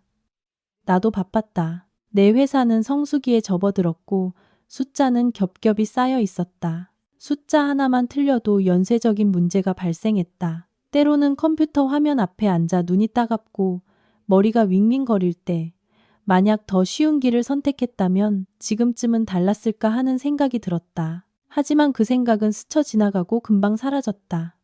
나는 이미 여기까지 왔고 돌아가는 것은 내 선택지에 없었다. 어느 날 저녁 내가 서류를 정리하고 있을 때 엄마에게서 전화가 왔다. 엄마의 목소리는 다급했다. 질책은 아니었지만 걱정이 가득했다. 서연아, 이번 주말에 집에 한번 올 수 있겠니? 무슨 일 있어요, 엄마? 내가 물었다. 엄마는 몇 초간 침묵하더니 말했다. 아빠가 좀 편찮으셔. 심각한 건 아닌데 엄마는 네가 왔으면 좋겠어. 심장이 철렁했다. 나는 다음 날 일찍 휴가를 내고 짐을 쌌다. 강지훈 씨는 이 소식을 듣고 별말 없이 내가 데려다 줄게라고 말했다. 길 위에서 그는 평소보다 천천히 운전했다. 나는 차창 밖으로 익숙하면서도 낯선 길들을 봤다. 고향에 가는 느낌은 언제나 그랬다. 안심되면서도 애틋했다. 아버지가 아직 건강하셔서 바티를 하고 돌아오시면 땀으로 등이 흠뻑 젖어도 웃으시던 날들이 떠올랐다. 이제 아버지는 정말 늙으셨다. 아버지는 침대에 누워 계셨다. 안색은 전보다 창백했지만 내가 온 것을 보고 웃으셨다. 왔구나. 네. 나는 아버지 곁에 앉아 손을 잡았다. 그 손은 기억보다 말랐지만 여전히 따뜻했다. 강지훈 씨는 문 밖에 서서 예의 바르게 부모님께 인사했다. 아버지는 그를 한참 보더니 들어오게 젊은이라고 말했다. 그날의 밥상은 아주 소박했다. 나물국, 생선조림, 김치. 강지훈 씨는 격식 차리지도 그렇다고 개걸스럽지도 않게 천천히 식사했다. 엄마는 그의 작은 행동 하나하나를 주시했다. 엄마가 말은 안 했지만 나는 엄마가 그가 우리 가족에 어떻게 녹아드는지를 보고 있다는 것을 알았다. 식사 후 아버지가 강지훈 씨를 베란다로 불렀다. 내가 따라가려 하자 아버지는 손을 내저었다. 우리 둘이 잠깐 이야기 좀 할게. 나는 집안에서 밖에서 부는 바람 소리를 들으며 마음 졸였다. 아버지가 무슨 말을 할지, 그가 어떻게 대답할지 몰랐다. 잠시 후 강지훈 씨가 들어왔다. 표정은 차분했지만 긴장한 기색은 없었다. 그는 나를 보고 가볍게 고개를 끄덕였다. 그날 밤 우리 둘만 부엌에 남았을 때 엄마가 말했다. 아빠가 그 사람한테 한 가지 물었어. 네, 내가 고개를 들었다. 언젠가 그 사람이 손에 아무것도 남지 않게 되면 너를 혼자 고생하게 내버려 둘 거냐고. 나는 말을 잃었다. 엄마는 대답은 다 못 들었어. 엄마가 말을 이었다. 하지만 아빠가 고개를 끄덕이는 건 봤어. 나도 모르게 눈물이 왈칵 쏟아졌다. 나는 엄마가 볼까봐 고개를 돌렸다. 그날 밤 나는 아버지 곁에 누웠다. 아버지가 마른 기침을 몇 번 하더니 아주 작은 목소리로 말했다. 아빠는 더 이상 널 막지 않을란다. 나는 돌아서서 아버지의 손을 잡았다. 아빠, 우리 딸 다 컸네. 아버지가 천천히 말했다. 아빠는 그냥 네가 떳떳하게 남에게 무시당하지 않고 살았으면 좋겠다. 나는 고개를 끄덕였다. 눈물이 아버지의 손등 위로 떨어졌다. 고향에 다녀온 후 나는 마음속에 새로운 기둥이 생긴 것을 느꼈다. 모든 것이 괜찮아져서가 아니었다. 내 선택 앞에서 더 이상 외롭지 않았기 때문이었다. 강지훈 씨도 달라졌다. 그는 더 이상 어려움에 대해 많이 말하지 않았지만 나는 그 침묵 뒤에 그가 거의 뜬 눈으로 밤을 새우는 날들이 있다는 것을 알았다. 어느 날 아침 그가 나를 발코니로 불러 서류 뭉치 하나를 건넸다. 이것 좀 봐줘요. 나는 받아들었다. 아주 상세하고 현실적인 허황되지 않은 회사 구조 조정 계획안이었다. 나는 한 장 한 장 꼼꼼히 읽고 몇 가지를 물었다. 그는 무시하거나 강요하지 않고 귀 기울여 들었다. 어때요? 그가 물었다. 어렵겠네요. 내가 솔직히 말했다. 하지만 무모하지는 않아요. 적어도 스스로를 속이지는 않네요. 그가 가볍게 웃었다. 나한테는 그 말이 필요했어요. 문득 나는 어느새 내가 더 이상 그의 인생 밖에 서 있지 않다는 것을 깨달았다. 구원자의 역할이 아니라 같은 방향을 함께 바라보는 사람으로 그의 삶에 들어와 있었다. 하지만 인생은 모든 것이 순조롭게 흘러가도록 내버려 두지 않았다. 어느 날 오후 나는 옛 지인에게서 의미심장한 메시지를 받았다. 남자친구가 공경에 처했다던데 몸조심하는 게 좋을 거예요.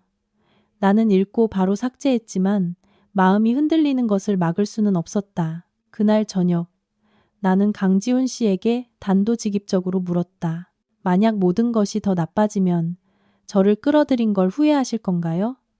그는 나를 오랫동안 쳐다봤다. 당신이 내 곁에 있으면서 스스로 작아진다고 느낀다면 그때는 후회할 겁니다. 나는 이해했다. 그리고 나도 더 이상 어중간하게 서 있을 수 없다는 것을 알았다. 계속 나아가거나 멈추거나. 그 주말 나는 예고 없이 그의 집을 찾아갔다. 그의 어머니가 문을 열어주시며 조금 놀라셨지만 여전히 반갑게 맞아주셨다. 서연이 왔구나. 들어오렴. 그의 집은 크지 않았지만 단정했다. 그의 어머니는 차를 내어주시며 내 고향과 부모님에 대해 물으셨다. 캐묻거나 강요하지 않는 그저 아주 일상적인 질문들이었다. 내가 돌아가기 전에 그의 어머니가 한마디 하셨는데 그 말이 오래 기억에 남았다. 며느리가 된다는 건 참는 게 아니라 함께 짊어지는 거란다. 나는 문을 나서며 마음이 무거우면서도 가벼워지는 것을 느꼈다. 이제부터 내 한 걸음 한 걸음이 더 이상 단순하지 않으리라는 것을 알았다. 하지만 나는 이 길을 이성과 감정 모두로 선택했다는 것도 알았다. 외로움 때문도 강요 때문도 아니었다. 그날 저녁 나는 강지훈 씨에게 아주 짧은 메시지를 보냈다. 저 물러서지 않아요. 그는 거의 즉시 답장했다. 알고 있어요. 나는 발코니에 서서 불 켜진 도시를 바라봤다. 그 불빛은 화려하지 않았지만 앞으로의 길을 비추기에는 충분했다. 내가 어디까지 갈지는 확신할 수 없었다. 하지만 나는 내 두 발로 걷고 있다는 것 하나만은 확신했다. 진실과 책임의 가치를 아는 사람 곁에서. 그 메시지 이후로 나는 마음이 가벼워질 줄 알았지만 실제로는 더 무거워졌다. 두려움 때문이 아니라 한번 내려놓으면 다시 들어 옮길 수 없는 결정의 무게 때문이었다.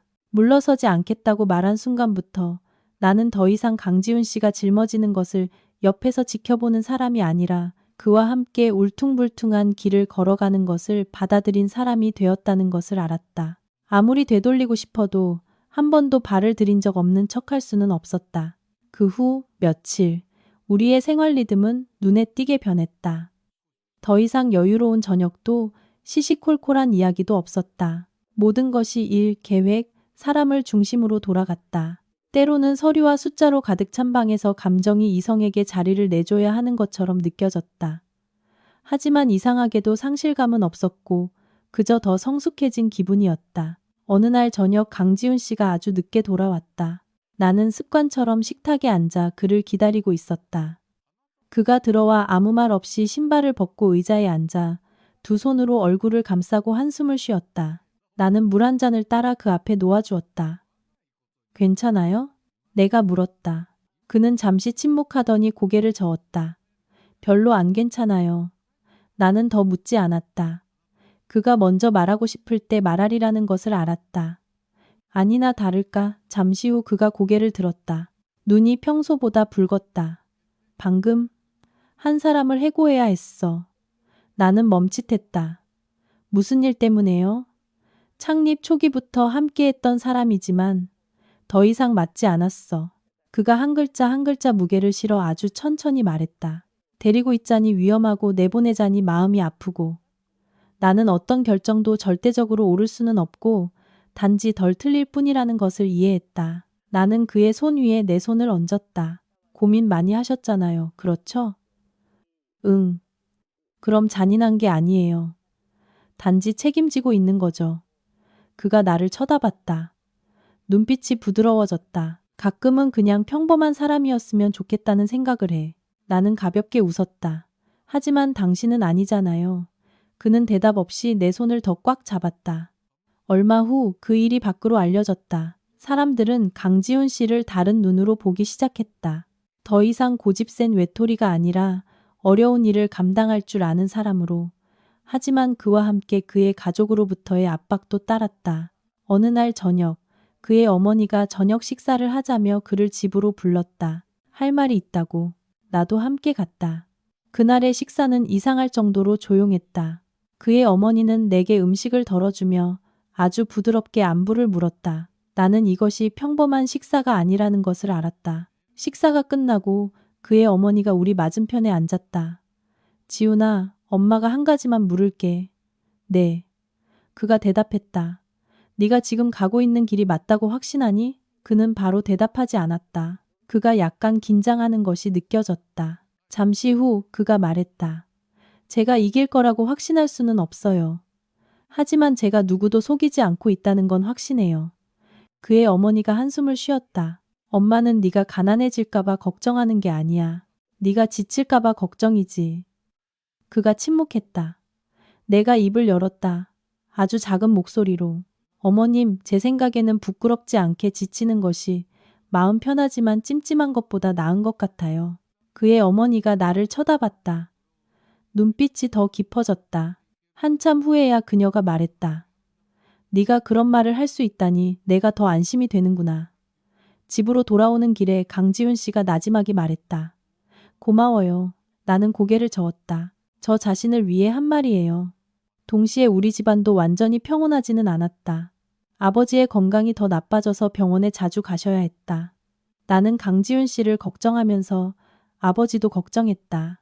때로는 양쪽에서 나를 잡아당기는 것 같았다. 어느 날 밤 나는 거실에 혼자 앉아 누구에게 먼저 전화해야 할지 모른 채 휴대폰을 바라봤다.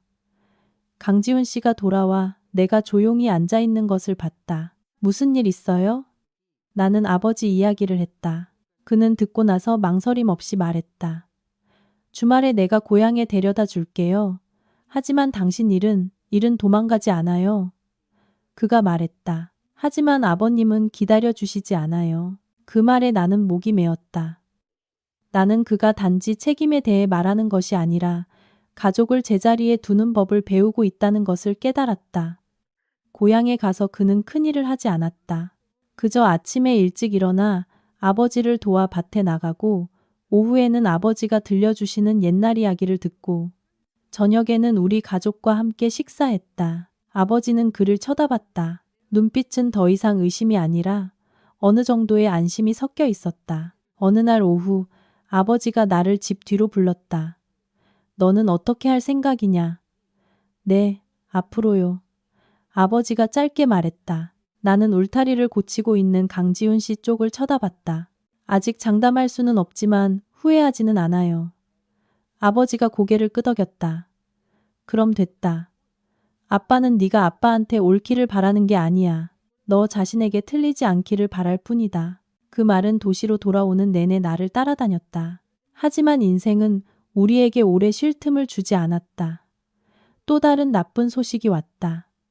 큰 투자건 하나가 막히면서 재정적 압박이 심해졌다. 강지훈 씨는 거의 기진맥진했다. 어느 날 밤에는 아침까지 책상 앞에 앉아 잠도 자지 않았다.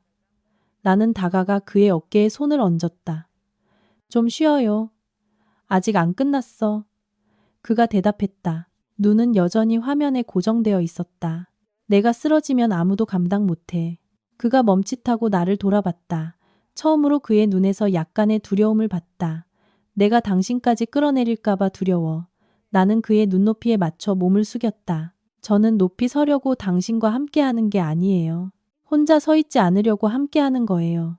그가 눈을 감았다. 마치 아주 무거운 것을 내려놓은 것처럼. 그때부터 우리는 더 많이 나누는 법을 배우기 시작했다. 좋은 일뿐만 아니라 약점까지도. 나는 누군가를 사랑한다는 것이 모든 비바람으로부터 그들을 막아주는 것이 아니라 함께 비를 맞으며 언제 서로를 처마 밑으로 끌어당겨야 하는지 아는 것이라는 걸 깨달았다. 어느 늦은 밤, 둘 다 지쳤을 때 강지훈 씨가 아주 작은 목소리로 말했다. 서연 씨, 나중에 나 가정을 꾸리고 싶다는 생각이 들어요. 나는 바로 대답하지 않았다. 나는 그 말이 청혼이 아니라 아주 조심스러운 탐색이라는 것을 알았다. 나는 그를 쳐다보며 천천히 말했다. 가정은 벽과 지붕만이 아니에요. 우리가 서로에게 돌아가는 방식이죠. 그가 웃었다. 알고 있어요. 우리는 더 이상 말하지 않았지만 그 침묵 속에서 보이지 않는 끈 하나가 두 인생을 단단히 묶고 있다는 것을 느꼈다. 약속이 아니라 매 순간의 시련을 통해 검증된 동행으로 나는 앞으로 여전히 많은 시련이 있을 것임을 알았다. 하지만 이 순간 나는 더 이상 계속해야 할지 말아야 할지 묻지 않았다. 나는 단지 끝까지 갈 만큼 충분히 진실한지 스스로에게 물었다. 그리고 적어도 이 순간의 대답은 그렇다였다. 가정에 대한 그 말 이후로 나와 강지훈 씨는 누구도 그 이야기를 다시 꺼내지 않았다. 피하기 위해서가 아니라 너무 일찍 입 밖에 내면 부담이 되고 마음에 담아두는 것이 더 자연스럽다는 것을 둘 다 알았기 때문이다. 우리는 긴장되지만 혼란스럽지 않고 바쁘지만 서로를 잃지 않는 리듬 속에서 계속 살아갔다. 나는 여전히 정시에 출근하고 집에 와서 밥을 하고 그에게 아주 평범한 질문들을 던졌다. 그는 여전히 일에 몰두했지만 예전처럼 먹는 것도 자는 것도 잊지는 않았다. 작은 변화였지만 그가 스스로와의 약속을 지키려 노력하고 있다는 것을 알기에 충분했다. 그리고 조용하지만 나를 오랫동안 생각하게 만든 사건이 일어났다. 그날 회사에 있는데 사촌 언니에게서 전화가 왔다. 언니의 목소리는 조심스러웠다. 서연아, 언니가 이런 거 물어서 기분 나쁘게 생각하지 마. 네, 말씀하세요. 사람들이 너랑 그 강지훈 씨 이야기로 수군거려. 둘이 집안 차이가 너무 난다고. 그 사람 회사도 곧 큰 위기가 올 거라는데 네가 일부러 그 사람이 약해졌을 때를 노려서 접근했다는 말까지 하더라. 나는 그 말을 듣고 목이 메었다. 악의적인 말 때문이 아니라 그런 말이 나올 것이라는 걸 알고 있었기 때문이었다. 다만 생각보다 빨리 왔을 뿐. 언니는 네가 그런 애 아닌 거 알아. 언니가 말을 이었다. 하지만 마음의 준비는 해두는 게 좋을 것 같아서 나는 전화를 끊고 멍하니 앉아 있었다. 그날 오후 내내 머릿속에 얇은 안개가 낀 것처럼 일이 손에 잡히지 않았다. 나는 이 사실을 강지훈 씨에게 바로 말하지 않았다. 숨기려는 게 아니라 먼저 나 자신에게 묻고 싶었다. 만약 그 소문이 더 퍼진다면 내가 견딜 수 있을까? 그날 저녁 엄마에게서 전화가 왔다. 엄마의 목소리는 날카롭지 않았지만 걱정이 묻어났다. 서연아, 시장 아줌마들이 엄마한테 자꾸 뭘 물어보네. 나는 엄마가 무슨 말을 하는지 알았다.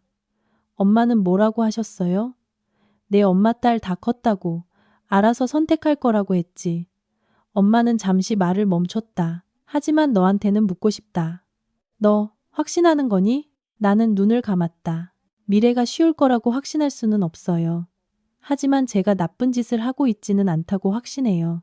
엄마가 한숨을 쉬었다. 그럼 엄마는 더 할 말 없다. 그 전화 이후 나는 오랫동안 앉아 있었다.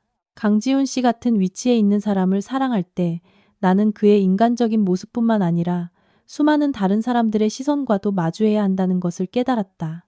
모두가 악의적인 것은 아니지만 모두가 이해해주는 것도 아니었다. 며칠 후 강지훈 씨가 먼저 내게 말했다. 좋지 않은 소문 몇 가지를 들었어요. 나는 그를 쳐다봤다. 어떻게 생각하세요? 당신이 지칠까봐 걱정돼요. 그가 솔직하게 말했다. 만약 조금 천천히 가고 싶다면 이해할게요. 나는 고개를 저었다. 저는 다른 사람들 말 때문에 지치는 거지 당신 때문에 지치는 게 아니에요. 그가 나를 오랫동안 쳐다봤다. 당신이 무언가를 증명해야 하는 상황을 만들고 싶지 않아요. 저는 그들을 위해 증명하는 게 아니에요. 내가 말했다. 저는 저를 위해 사는 거예요.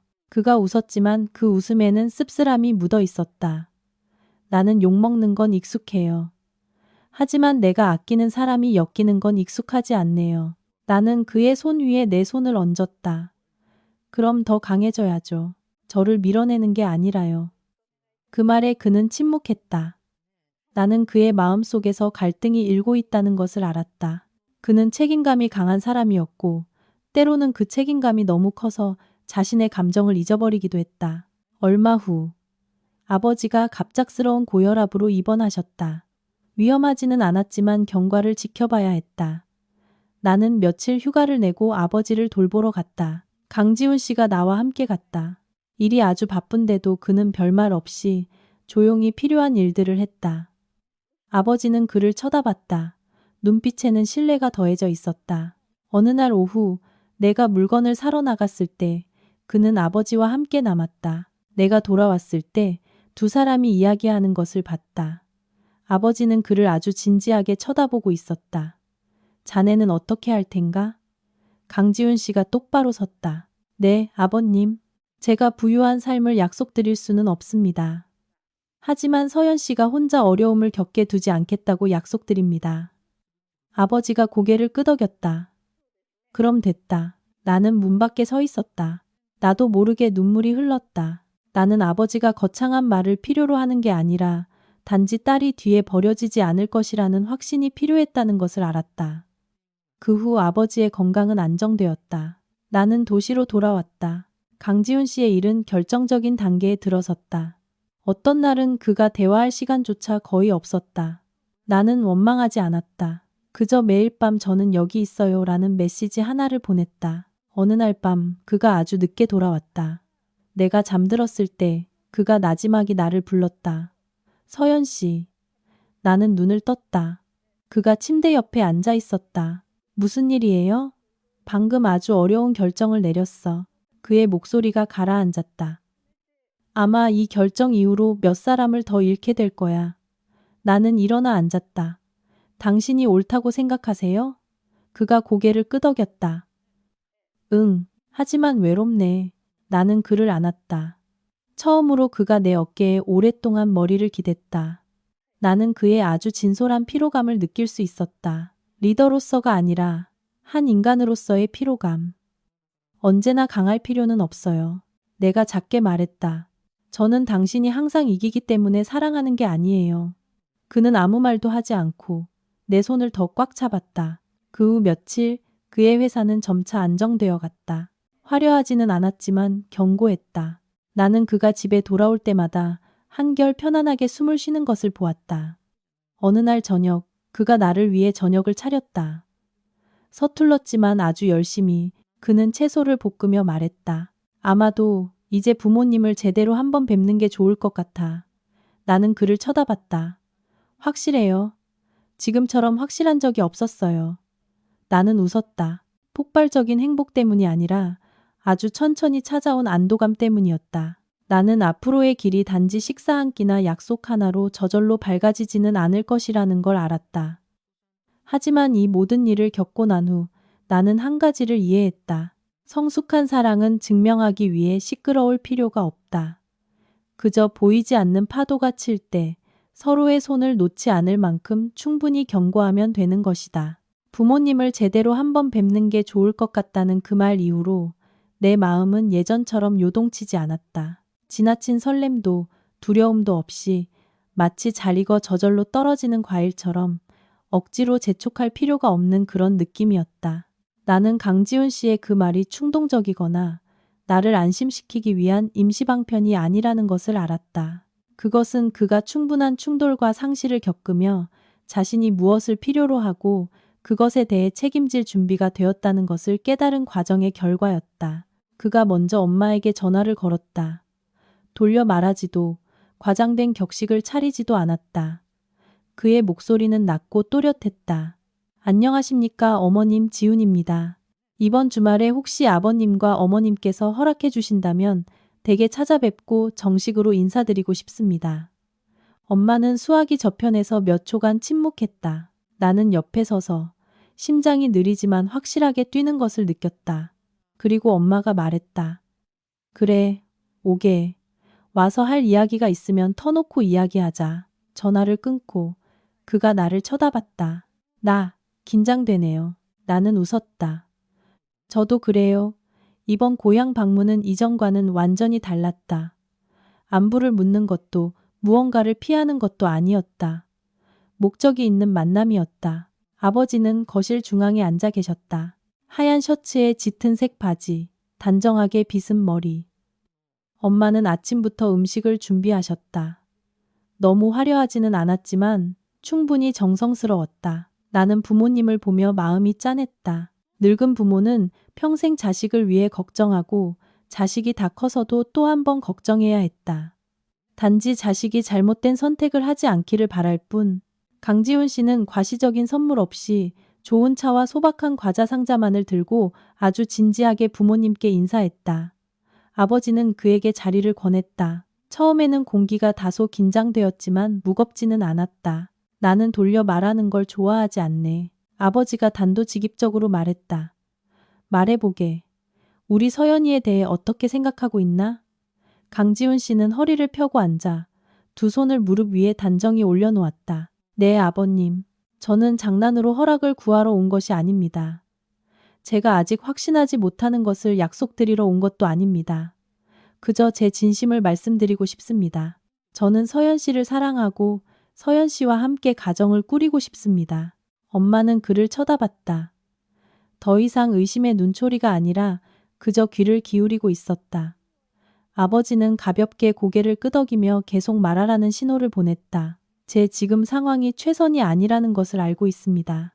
일은 여전히 압박이 심하고 미래가 안정적이라고 말할 수도 없습니다. 하지만 저는 도망치지 않을 겁니다. 서연 씨가 혼자 어려움에 맞서게 두지 않을 것이며 어려움을 핑계로 서연 씨에게 상처 주지도 않을 겁니다. 아버지가 물었다. 만약 나중에 자네가 실패하면 어떡할 텐가? 그는 망설이지 않았다. 네, 제가 감당하겠습니다. 서연 씨에게 떠넘기지 않겠습니다. 그 대답에 집안은 완전히 조용해졌다. 나는 아버지가 그를 아주 오랫동안 쳐다보는 것을 봤다. 너무 오래 봐서 내가 걱정되기 시작할 정도였다. 하지만 이윽고 아버지는 일어나 베란다로 나가 담배에 불을 붙였다. 강지훈 씨도 따라 일어섰다. 두 세대의 두 남자가 몇 분 동안 아무 말 없이 나란히 서 있었다. 안으로 들어왔을 때 아버지가 아주 짧게 말했다. 나는 내 딸을 붙잡아 두지 않겠네. 하지만 자네에게 맡기겠네. 나는 그 말을 듣고 눈물이 터져 나왔다. 엄마가 돌아서서 내 손을 꽉 잡았다. 오늘 한 말 잊으면 안 된다. 그날 저녁 강지훈 씨는 남아서 식사를 했다. 밥상에는 화려한 말 대신 아주 평범한 이야기들만 오갔다. 아버지는 그의 고향에 대해 물었고 엄마는 음식이 입에 맞는지 물었다. 분위기는 마치 작은 가족이 새로운 구성원의 존재에 익숙해지려는 듯했다. 도시로 돌아오는 길에 그는 아주 천천히 운전했다. 이제 숨통이 좀 트이네요. 그가 말했다. 큰 문 앞에서 처음으로 혼자가 아니라고 느꼈어요. 나는 그를 쳐다봤다. 당신이 오만하게 들어가지 않았기 때문이에요. 그가 웃었다. 잃을까봐 두려웠으니까요. 그 후 며칠. 우리의 관계는 다른 단계로 접어들었다. 더 이상 모호하지도 어중간하지도 않았지만 그렇다고 동화 같지도 않았다. 그의 일에 대한 압박은 여전했다. 어떤 밤에는 아주 늦게 돌아왔고 어떤 회의는 밤늦게까지 이어졌다.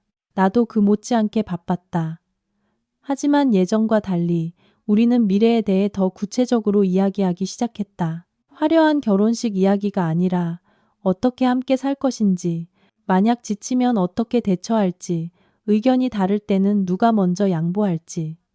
이런 건조해 보이는 질문들이 어떤 낭만적인 약속보다 나를 더 안심시켰다. 한 번은 내가 그에게 물었다.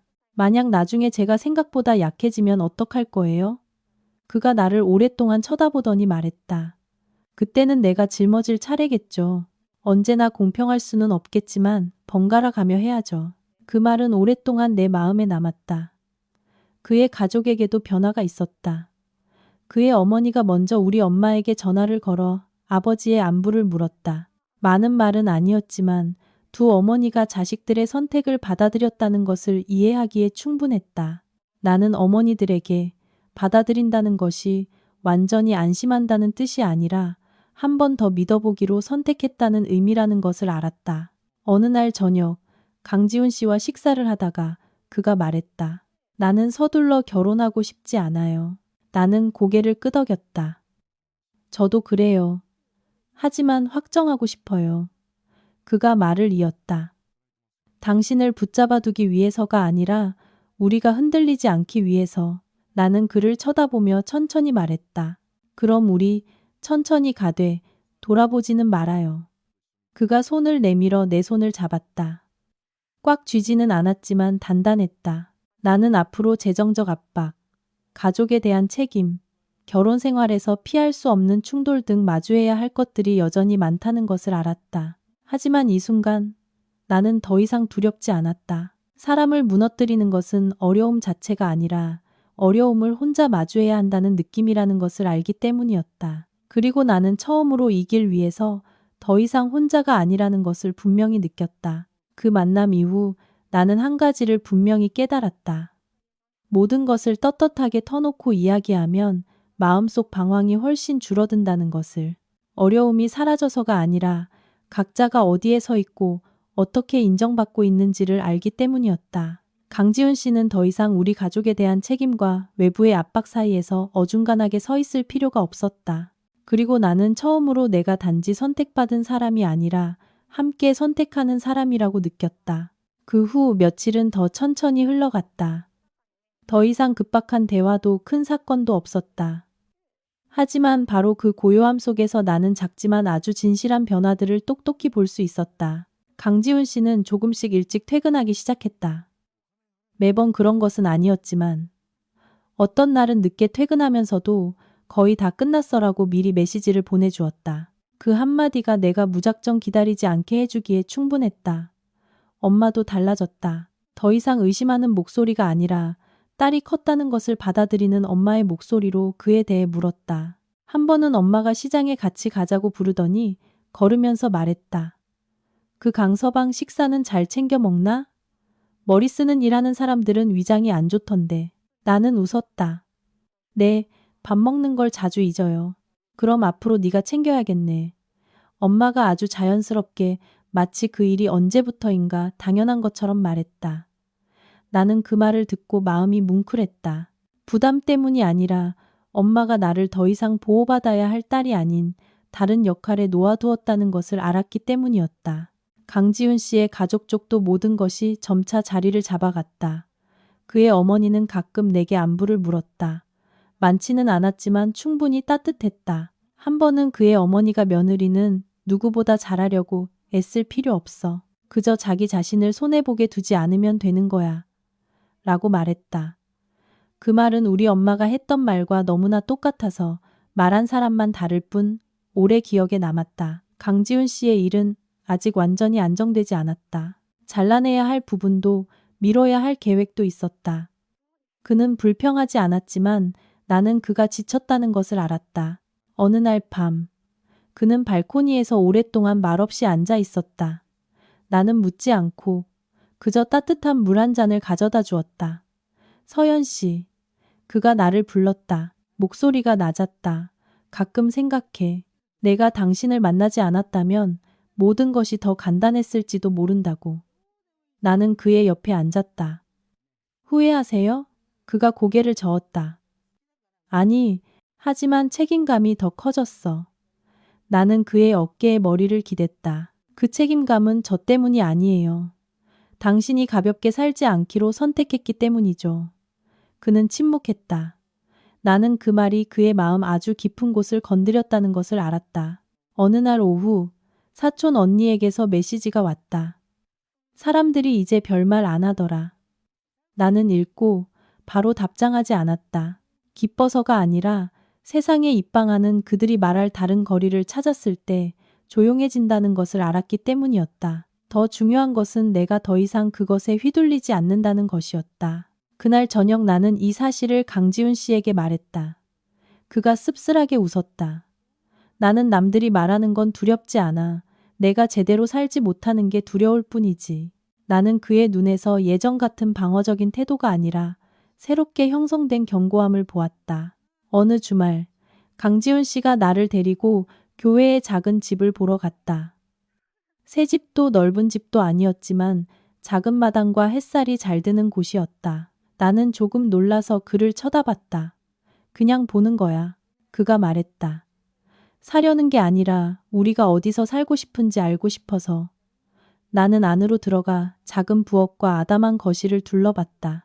늦게 퇴근한 두 사람이 함께 요리하고 사소한 이야기를 나누는 장면을 상상했다. 화려하지는 않지만 따뜻했다. 어때요? 그가 물었다. 우리가 어떻게 사느냐에 달렸죠. 내가 대답했다. 집은 그저 머무는 곳일 뿐이니까요. 그가 고개를 끄덕였다. 나도 그렇게 생각해요.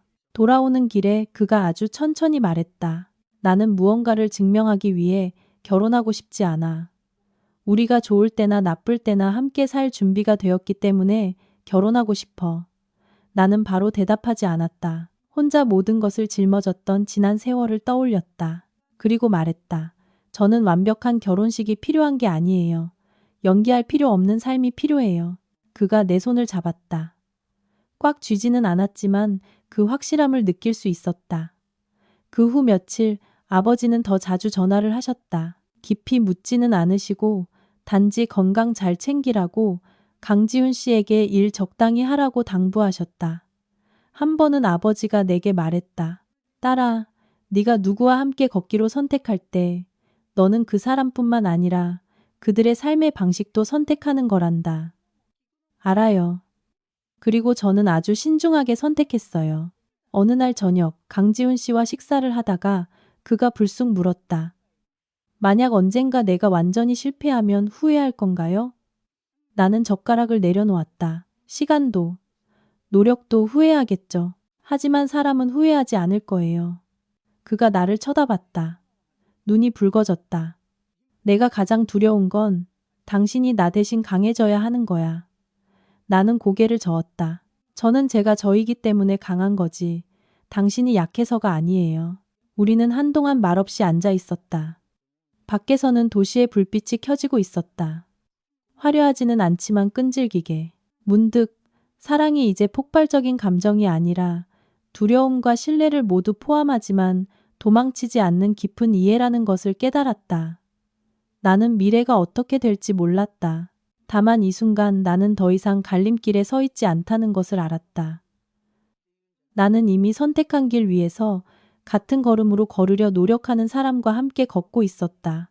그리고 아마도 내게는 그것만으로도 이미 아주 진실한 행복이었다.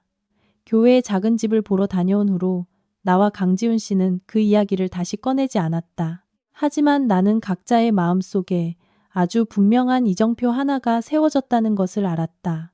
결혼이라는 이정표가 아니라 준비라는 이정표. 언젠가 함께 살게 된다면 어떻게 살 것인지, 어떤 마음가짐으로 무엇을 짊어질 준비가 되어 있는지에 대한 준비. 연말은 생각보다 빨리 다가왔다. 내일은 2배로 바빠졌고 강지훈 씨는 끝없는 회의에 거의 파묻혀 살았다. 어떤 날 저녁에는 내가 집에 도착했을 때 그가 아직 돌아오지 않아 밥을 차려놓고 몇 번이나 다시 데우며 기다렸다. 하지만 예전과 달리 서운하지 않았다. 그가 도망치는 게 아니라 모든 것이 무너지지 않도록 애쓰고 있다는 것을 알았기 때문이었다. 어느 늦은 밤, 내가 거의 잠들었을 때 그가 돌아왔다. 나는 문소리를 듣고 일어나 앉았다. 그가 방으로 들어와 내가 아직 깨어있는 것을 보고 멈칫했다. 왜 아직 안 자요? 그가 물었다. 당신 기다렸어요. 내가 아주 작게 말했다. 그가 잠시 서 있다가 침대 끝에 앉았다. 서연 씨, 오늘 옛날 사람을 만났어. 옛날 사람이요? 내가 물었다. 응, 예전에 큰 파트너였던 사람. 그가 천천히 말했다. 그들이 나한테 예전 방식으로 돌아오라고 제안했어. 그러면 모든 것이 훨씬 쉬워질 거라고. 나는 예전 방식이 무엇인지 묻지 않았다. 나는 알았다. 나는 그를 쳐다봤다. 어떻게 대답했어요? 거절했어. 그가 짧게 말했다. 하지만 지치네. 나는 손을 내밀어 그의 손을 잡았다. 자신을 지키느라 지친 거예요? 그가 고개를 끄덕였다. 가끔은 내가 너무 고집을 부리고 있는 건 아닌지 자문하게 돼. 나는 오랫동안 생각하고 말했다. 원칙을 지키기 위한 고집과 자존심 때문에 부리는 고집은 달라요. 당신은 어느 쪽인지 알잖아요. 그가 나를 쳐다봤다. 눈빛이 부드러워졌다. 언젠가 당신이 나를 원망하게 될까봐 두려워. 이 어려운 길을 선택했다고. 나는 고개를 저었다. 저는 당신이 쉬운 길을 선택하고 자신을 잃어버렸을 때 원망할 거예요. 그는 더 이상 말하지 않았다. 아주 오랫동안 내 어깨에 머리를 기댔다. 나는 그것이 그의 가장 약한 순간은 아니었지만 그가 스스로 기댈 수 있도록 허락한 순간이라는 것을 알았다. 그 후 며칠, 나는 나 자신에게서 또 다른 변화를 깨닫기 시작했다. 나는 더 이상 친척들의 언제 결혼하냐는 질문을 피하지 않았다. 돌려 말하지도 않았다. 그저 준비가 되면요라고 말했다. 약속도, 부정도, 더 이상의 설명도 필요 없었다. 이상하게도 내가 그 질문을 두려워하지 않으니 사람들도 덜 궁금해했다. 엄마는 나를 아주 유심히 관찰했다. 어느 날 저녁, 모녀가 함께 빨래를 개다가 엄마가 말했다. 너 변했다. 제가 어떻게 변했는데요, 엄마? 더 이상 막막하게 걱정하는 것 같지가 않아. 엄마가 천천히 말했다. 여전히 걱정은 하지만 방향이 있는 걱정이야. 나는 미소 지었다. 제가 어디에 서 있는지 알기 때문이에요. 엄마가 고개를 끄덕였다. 그럼 됐다. 엄마는 그냥 네가 어디로 가는지도 모르고 걷는 게 제일 걱정이었어. 내가 모든 것이 점차 안정되고 있다고 생각했을 때 예상치 못한 일이 터졌다. 강지훈 씨가 신뢰했던 회사 직원 한 명이 예전에 자금 유용건에 연루된 사실이 밝혀졌다. 법적인 문제까지 갈 만큼 큰 일은 아니었지만 내부적으로 큰 충격을 주기에 충분했다. 강지훈 씨는 신뢰를 지키면서도 모든 것이 무너지지 않도록 이 일을 처리해야 했다. 그날 그는 아주 늦게 집에 돌아왔다. 그가 들어서는 순간부터 그의 긴 한숨 소리가 들렸다. 나는 묻지 않고 차를 끓여 그 앞에 놓아주었다. 그들이 뭐라고 해요? 내가 잠시 후 물었다.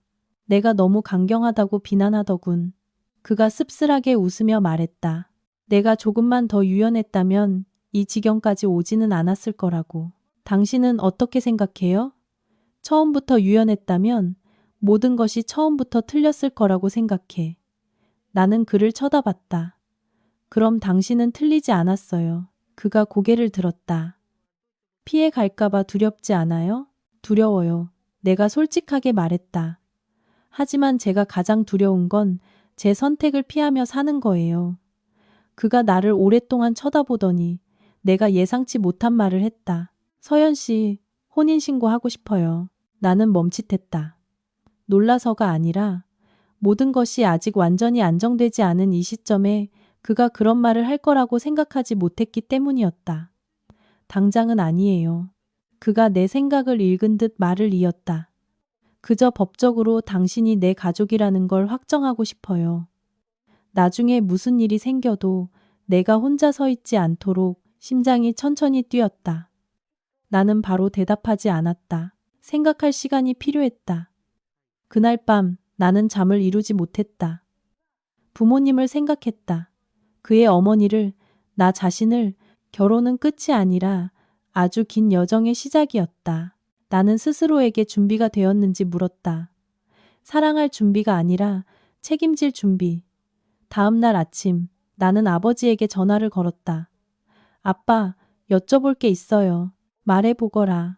만약 제가 모든 것이 안정되지 않은 상태에서 결혼한다면 걱정되세요? 아버지는 잠시 침묵했다. 걱정되지.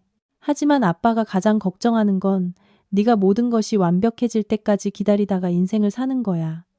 세상에 그런 때는 없단다. 딸아. 나는 목이 메었다. 저는 어떻게 해야 할까요? 네가 함께 갈 사람을 보거라. 상황을 보지 말고. 아버지가 아주 천천히 말했다. 상황은 바꿀 수 있지만 사람은 바꾸기 어렵단다. 전화를 끊고 나는 오랫동안 앉아 있었다. 엄마에게 전화를 걸었다. 엄마는 많은 말을 하지 않았다. 그저 두렵니? 라고 물었다.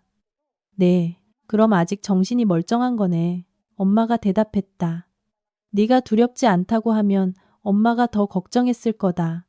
그날 오후 나는 강지훈 씨와 밖에서 만났다. 늘 가던 카페가 아니라 나무가 많고 사람이 적은 작은 공원이었다. 우리는 오랫동안 걸었다. 어제 아침 이야기 말인데요. 내가 먼저 입을 열었다. 그가 고개를 끄덕였다. 재촉하는 거 아니에요. 그냥 내 생각을 알려주고 싶었을 뿐이에요. 나는 멈춰서서 그를 똑바로 쳐다봤다. 저는 모든 것이 완벽해진 후에 결혼할 필요는 없어요. 하지만 결혼했을 때 당신 대신 제가 버텨야 하는 상황은 원하지 않아요. 그가 바로 대답했다. 당신이 버티게 두지 않을 거예요. 당신 곁에 있어 달라는 거죠. 그리고 만약 언젠가 당신이 생각보다 약해지면 그때는 제가 속도를 늦추는 법을 배울게요. 나는 아주 긴 한숨을 내쉬었다. 그럼 우리 서두르지 않되 피하지는 말아요. 그가 웃었다. 아주 옅은 미소였지만 나는 그의 마음속에서 큰 짐 하나가 내려졌다는 것을 알았다. 우리는 절차나 날짜에 대해 더 이상 이야기하지 않고 그저 희미해져 가는 저녁 햇살 속에서 함께 조금 더 걸었다. 나는 그 순간부터 이 관계가 다른 문턱을 넘어섰다는 것을 알았다. 누가 얼마나 오래 버틸 수 있는지 시험하는 것이 아니라 서로에게 상처 주지 않고 어떻게 함께 살아갈 것인지를 함께 고민하는 단계로 그날 저녁 그가 나를 집에 데려다 주었다.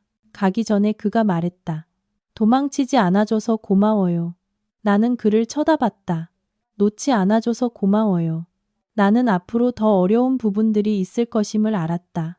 하지만 이 순간 나는 더 이상 가장 중요한 것에 대해 의심하지 않았다. 내 곁에 서 있는 사람은 약속이 아니라 아주 구체적인 선택 하나하나로 나와 끝까지 함께 갈 준비가 된 사람이었다. 그 공원에서의 오후 이후 나와 강지훈 씨는 더 이상 긴 이야기를 피하지 않았지만 그렇다고 그것을 서둘러 촘촘한 계획으로 만들지도 않았다. 모든 것이 느리게 흐르는 강물처럼 거세지도 마르지도 않고 그저 그 방향을 느낄 수 있을 만큼만 흘러갔다. 나는 두 사람이 같은 방향을 바라볼 때 침묵조차 더 이상 두렵지 않다는 것을 깨달았다.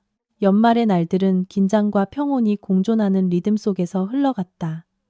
강지훈 씨의 일은 결산 단계에 접어들었다. 큰 사건은 없었지만 여전히 방심할 수 없을 만큼의 압박이 있었다. 나도 그 못지않게 바빴다. 어떤 저녁에는 식사를 마치고 각자 자기 방으로 돌아갔다. 각자의 세상이 있었지만 잠들기 전에는 늘 서로에게 익숙한 질문을 던졌다. 오늘 괜찮았어요? 그 한마디면 충분했다. 어느 날 저녁 내가 옷을 개고 있을 때 엄마에게서 전화가 왔다.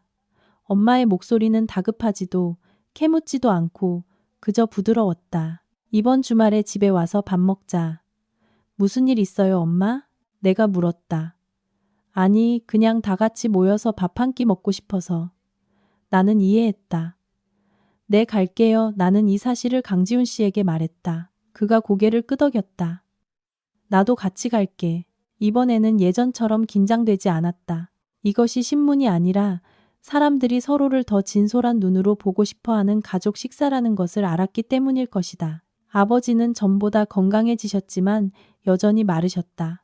엄마는 강지훈 씨가 좋아하는 반찬을 몇 가지 더 만드셨다. 말하지 않았지만 나는 엄마가 오랫동안 신경 써왔다는 것을 알았다. 식사 중에 아버지는 일 이야기를 묻지 않았고 엄마는 결혼 이야기를 묻지 않았다.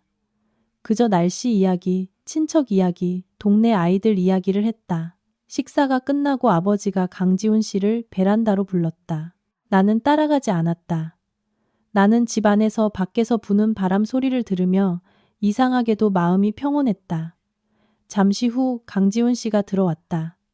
표정은 차분했지만 긴장한 기색은 없었다.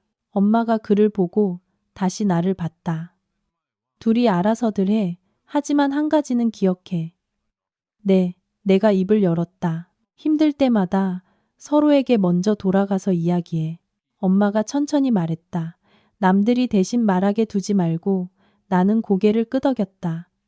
강지훈 씨도 고개를 끄덕였다. 나는 그 말이 나뿐만 아니라 그에게도 하는 말이라는 것을 알았다. 돌아오는 길에 강지훈 씨가 나지막이 말했다. 아버님이 나한테 한 가지 물었어. 뭘 물으셨는데요?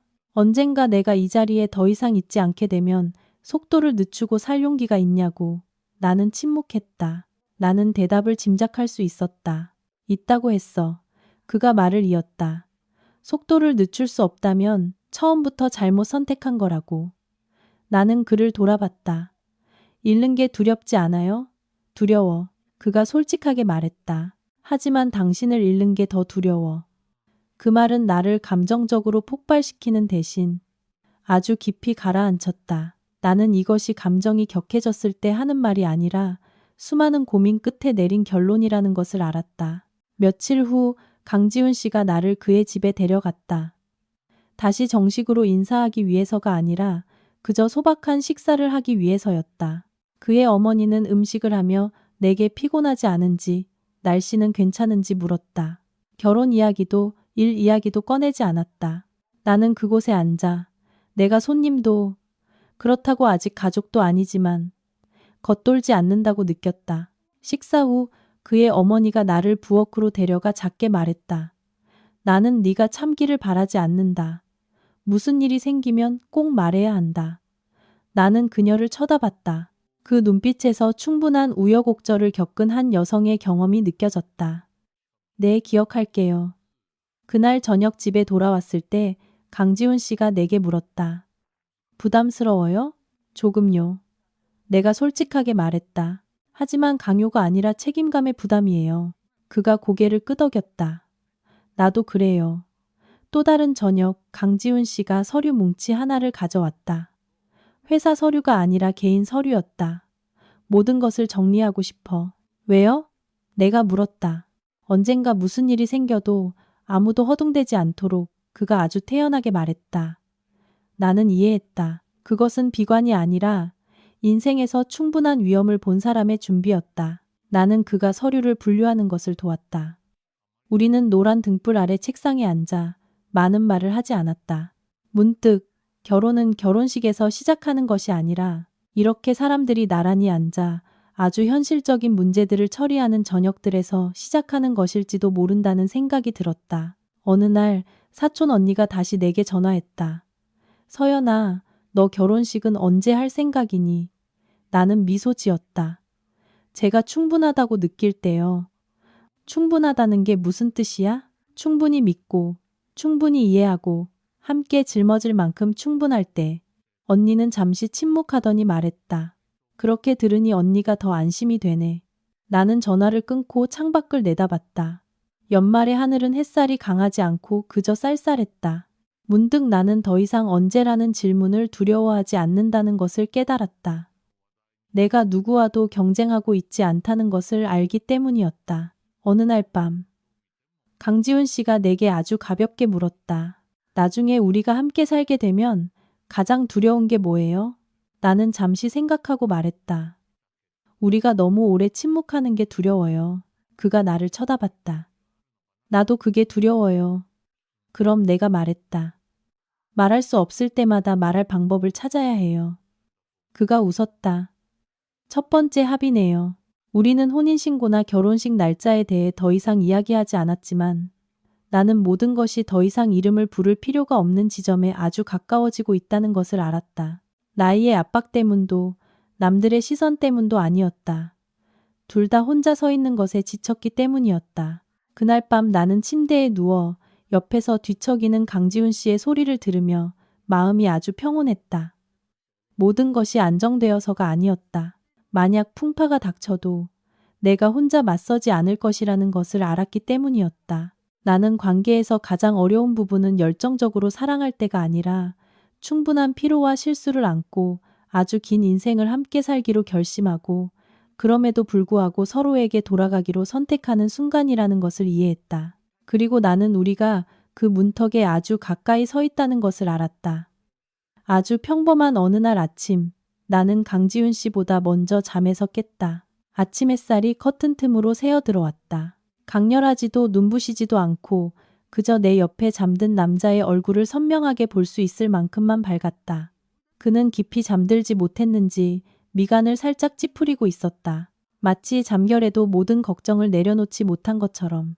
나는 그를 건드리지 않고 가만히 누워 그저 바라봤다. 그리고 아주 오랜만에 내가 옳은 선택을 했는지 자문하지 않았다. 나는 이미 선택했다는 것을 알았다. 결말이 아니라 한 사람과 그의 삶의 방식을 선택했다는 것을. 그날 아침 식사는 아주 간단했다. 내가 죽을 끓였고 그는 평소보다 늦게 일어났다. 그가 부엌으로 나와 죽 냄비를 보고는 살며시 웃었다. 이렇게 제대로 된 아침 먹는 거 정말 오랜만이네. 나는 그에게 죽 한 그릇을 건넸다. 별건 아니지만 그래도 집이잖아. 그가 말했다. 집이라는 그 한 글자가 아주 가볍게 울렸지만 내 심장을 살며시 흔들었다. 낭만적이어서가 아니라 너무나 자연스럽게 아무런 설명 없이 나왔기 때문이었다. 식사가 끝나고 강지훈 씨가 그릇을 내려놓고 나를 오랫동안 쳐다봤다. 서연 씨. 네. 오늘 오후에 일찍 퇴근해서 부모님 댁에 가요. 나는 조금 놀랐다. 무슨 일 있어요? 그가 고개를 저었다. 아니요. 그냥 한 가지 일을 마무리 짓고 싶어서. 나는 더 묻지 않았다. 그가 마무리 짓는다고 했을 때 그것이 충동적인 결정이 아니라는 것을 알았다. 그날 오후 우리는 고향으로 향했다. 아버지는 베란다에 앉아 계시다가 차가 멈추는 것을 보고 일어서셨다. 엄마는 부엌에서 나오셨는데 손에는 아직 밀가루가 묻어 있었다. 아주 익숙한 풍경이었지만 이번에는 마음이 긴장되지 않았다. 저녁 식사가 끝나고 강지훈 씨가 일어서서 옷매무새를 가다듬었다. 아버님, 어머님, 드릴 말씀이 있습니다. 아버지가 고개를 끄덕였다. 말해보게. 강지훈 씨는 피하지 않고 똑바로 쳐다봤다. 네, 서연 씨와 저는 아주 신중하게 생각했습니다. 저희는 서두르고 싶지 않지만 그렇다고 어중간하게 있고 싶지도 않습니다. 서연 씨와 혼인신고를 할 수 있도록 허락해 주십시오. 집안은 조용해졌다. 나는 내 심장 소리를 똑똑히 들었지만 당황하지는 않았다. 그가 말할 것이라는 건 알았지만 이렇게 간단하게 말할 줄은 몰랐다. 아버지는 더 묻지 않았다. 먼저 나를 쳐다봤다. 너는 어떻게 생각하니? 나는 깊이 숨을 들이쉬었다. 저도 동의해요. 엄마는 잠시 고개를 돌렸다가 다시 돌아봤다. 눈이 붉어져 있었다. 엄마는 큰 예식은 필요 없다. 그저 너희가 서로에게 잘하며 살면 된다. 강지훈 씨가 고개를 숙였다. 네, 어머님. 서연 씨가 혼자 손해보게 두지 않겠다고 약속드립니다. 아버지가 고개를 끄덕였다. 그럼 됐다. 불꽃놀이도 박수 소리도 없었다. 그저 식어가는 밥상과 아주 진실한 결정 하나가 테이블 위에 놓여졌을 뿐이었다. 돌아오는 길에 강지훈 씨는 천천히 운전했다. 나는 밖을 보며 뒤로 물러나는 논밭을 봤다. 두렵지 않아요? 내가 물었다. 두려워요. 그가 대답했다. 하지만 당신을 잃는 게 더 두려워요. 나는 아무 말도 하지 않았다. 어떤 말들은 대답할 필요가 없다. 우리는 주중에 어느 아침에 혼인신고를 했다. 웨딩드레스도 꽃도 없이 나는 옅은 색 셔츠를 그는 회색 셔츠를 입었다. 젊은 커플들과 나이든 부부들 사이에서 우리 이름이 불리기를 기다렸다. 문득 모두에게 각자의 이야기가 있고 누구도 똑같지 않다는 것을 깨달았다. 서류를 손에 쥐었을 때 벅찬 기분은 들지 않았다. 그저 평온했다. 마치 긴 여정의 끝에 마침내 명확한 이정표가 세워진 듯한 아주 낯선 평온함. 강지훈 씨가 나를 보고 웃었다. 그럼 이제부터 우리는 그냥 옆에 서 있는 두 사람이 아니네요. 네, 내가 말했다. 한 팀이죠. 그의 어머니에게서 첫 번째 전화가 왔다. 둘이 끝났니? 네, 어머님. 집에 와서 밥 먹어. 엄마가 해놨다. 그녀의 목소리는 크게 감동한 것 같지는 않았지만 나는 아주 분명한 따뜻함을 느낄 수 있었다.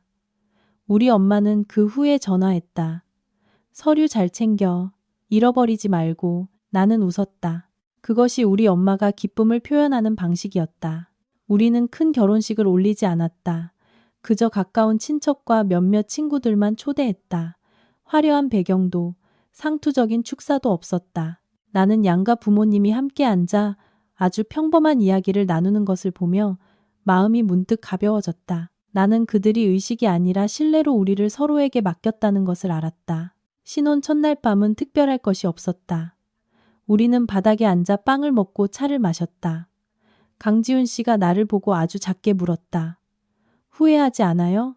나는 잠시 생각했다. 아니요. 하지만 이제부터 아주 어려운 순간들이 있을 거라는 건 알아요. 그가 고개를 끄덕였다. 나도 알아요. 하지만 적어도 내가 말했다. 힘들 때마다 어디로 돌아가야 할지는 알잖아요. 그가 내 손을 잡았다. 꽉 쥐지는 않았지만 충분히 단단했다. 그 후 몇 달, 삶은 더 쉬워지지 않았다. 그의 일은 여전히 압박이 심했고 내 일은 여전히 바빴다. 우리는 다투기도 했고 숨막히는 침묵의 순간도 있었다. 하지만 예전과 달리 우리는 떠나지 않았다. 아주 어려워도 말하는 법을 배웠다. 한 번은 내가 너무 지쳐서 울음을 터뜨렸다. 강지훈 씨는 아무 말 없이 그저 내 옆에 앉아주었다. 나 여기 있어요. 단지 그뿐이었다. 또 다른 저녁 그가 말했다. 이제 더 이상 무언가를 증명할 필요가 없다고 느껴져. 나는 이해했다. 사람들이 증명하기 위해 사는 것을 멈출 때 비로소 진실하게 살기 시작한다는 것을. 아버지는 세월이 흐르며 점점 약해지셨다. 고향에 갈 때마다 아버지가 더 느려지는 것을 봤다.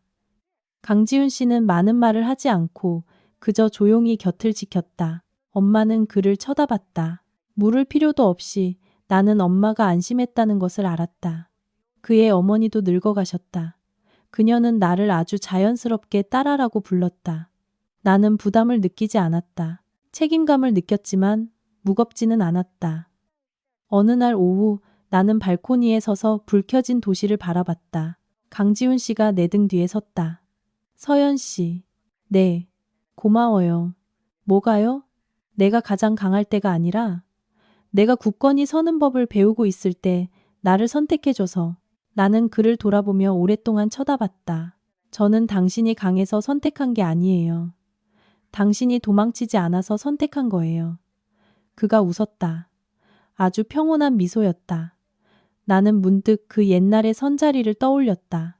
낡은 자전거, 소박한 옷차림, 그리고 장난처럼 들렸던 그 한마디가 완전히 다른 인생의 문을 열었다. 만약 그날 내가 고개를 숙이기로 선택했다면 내 인생은 더 쉬웠을지 모른다. 하지만 분명히 더 공허했을 것이다.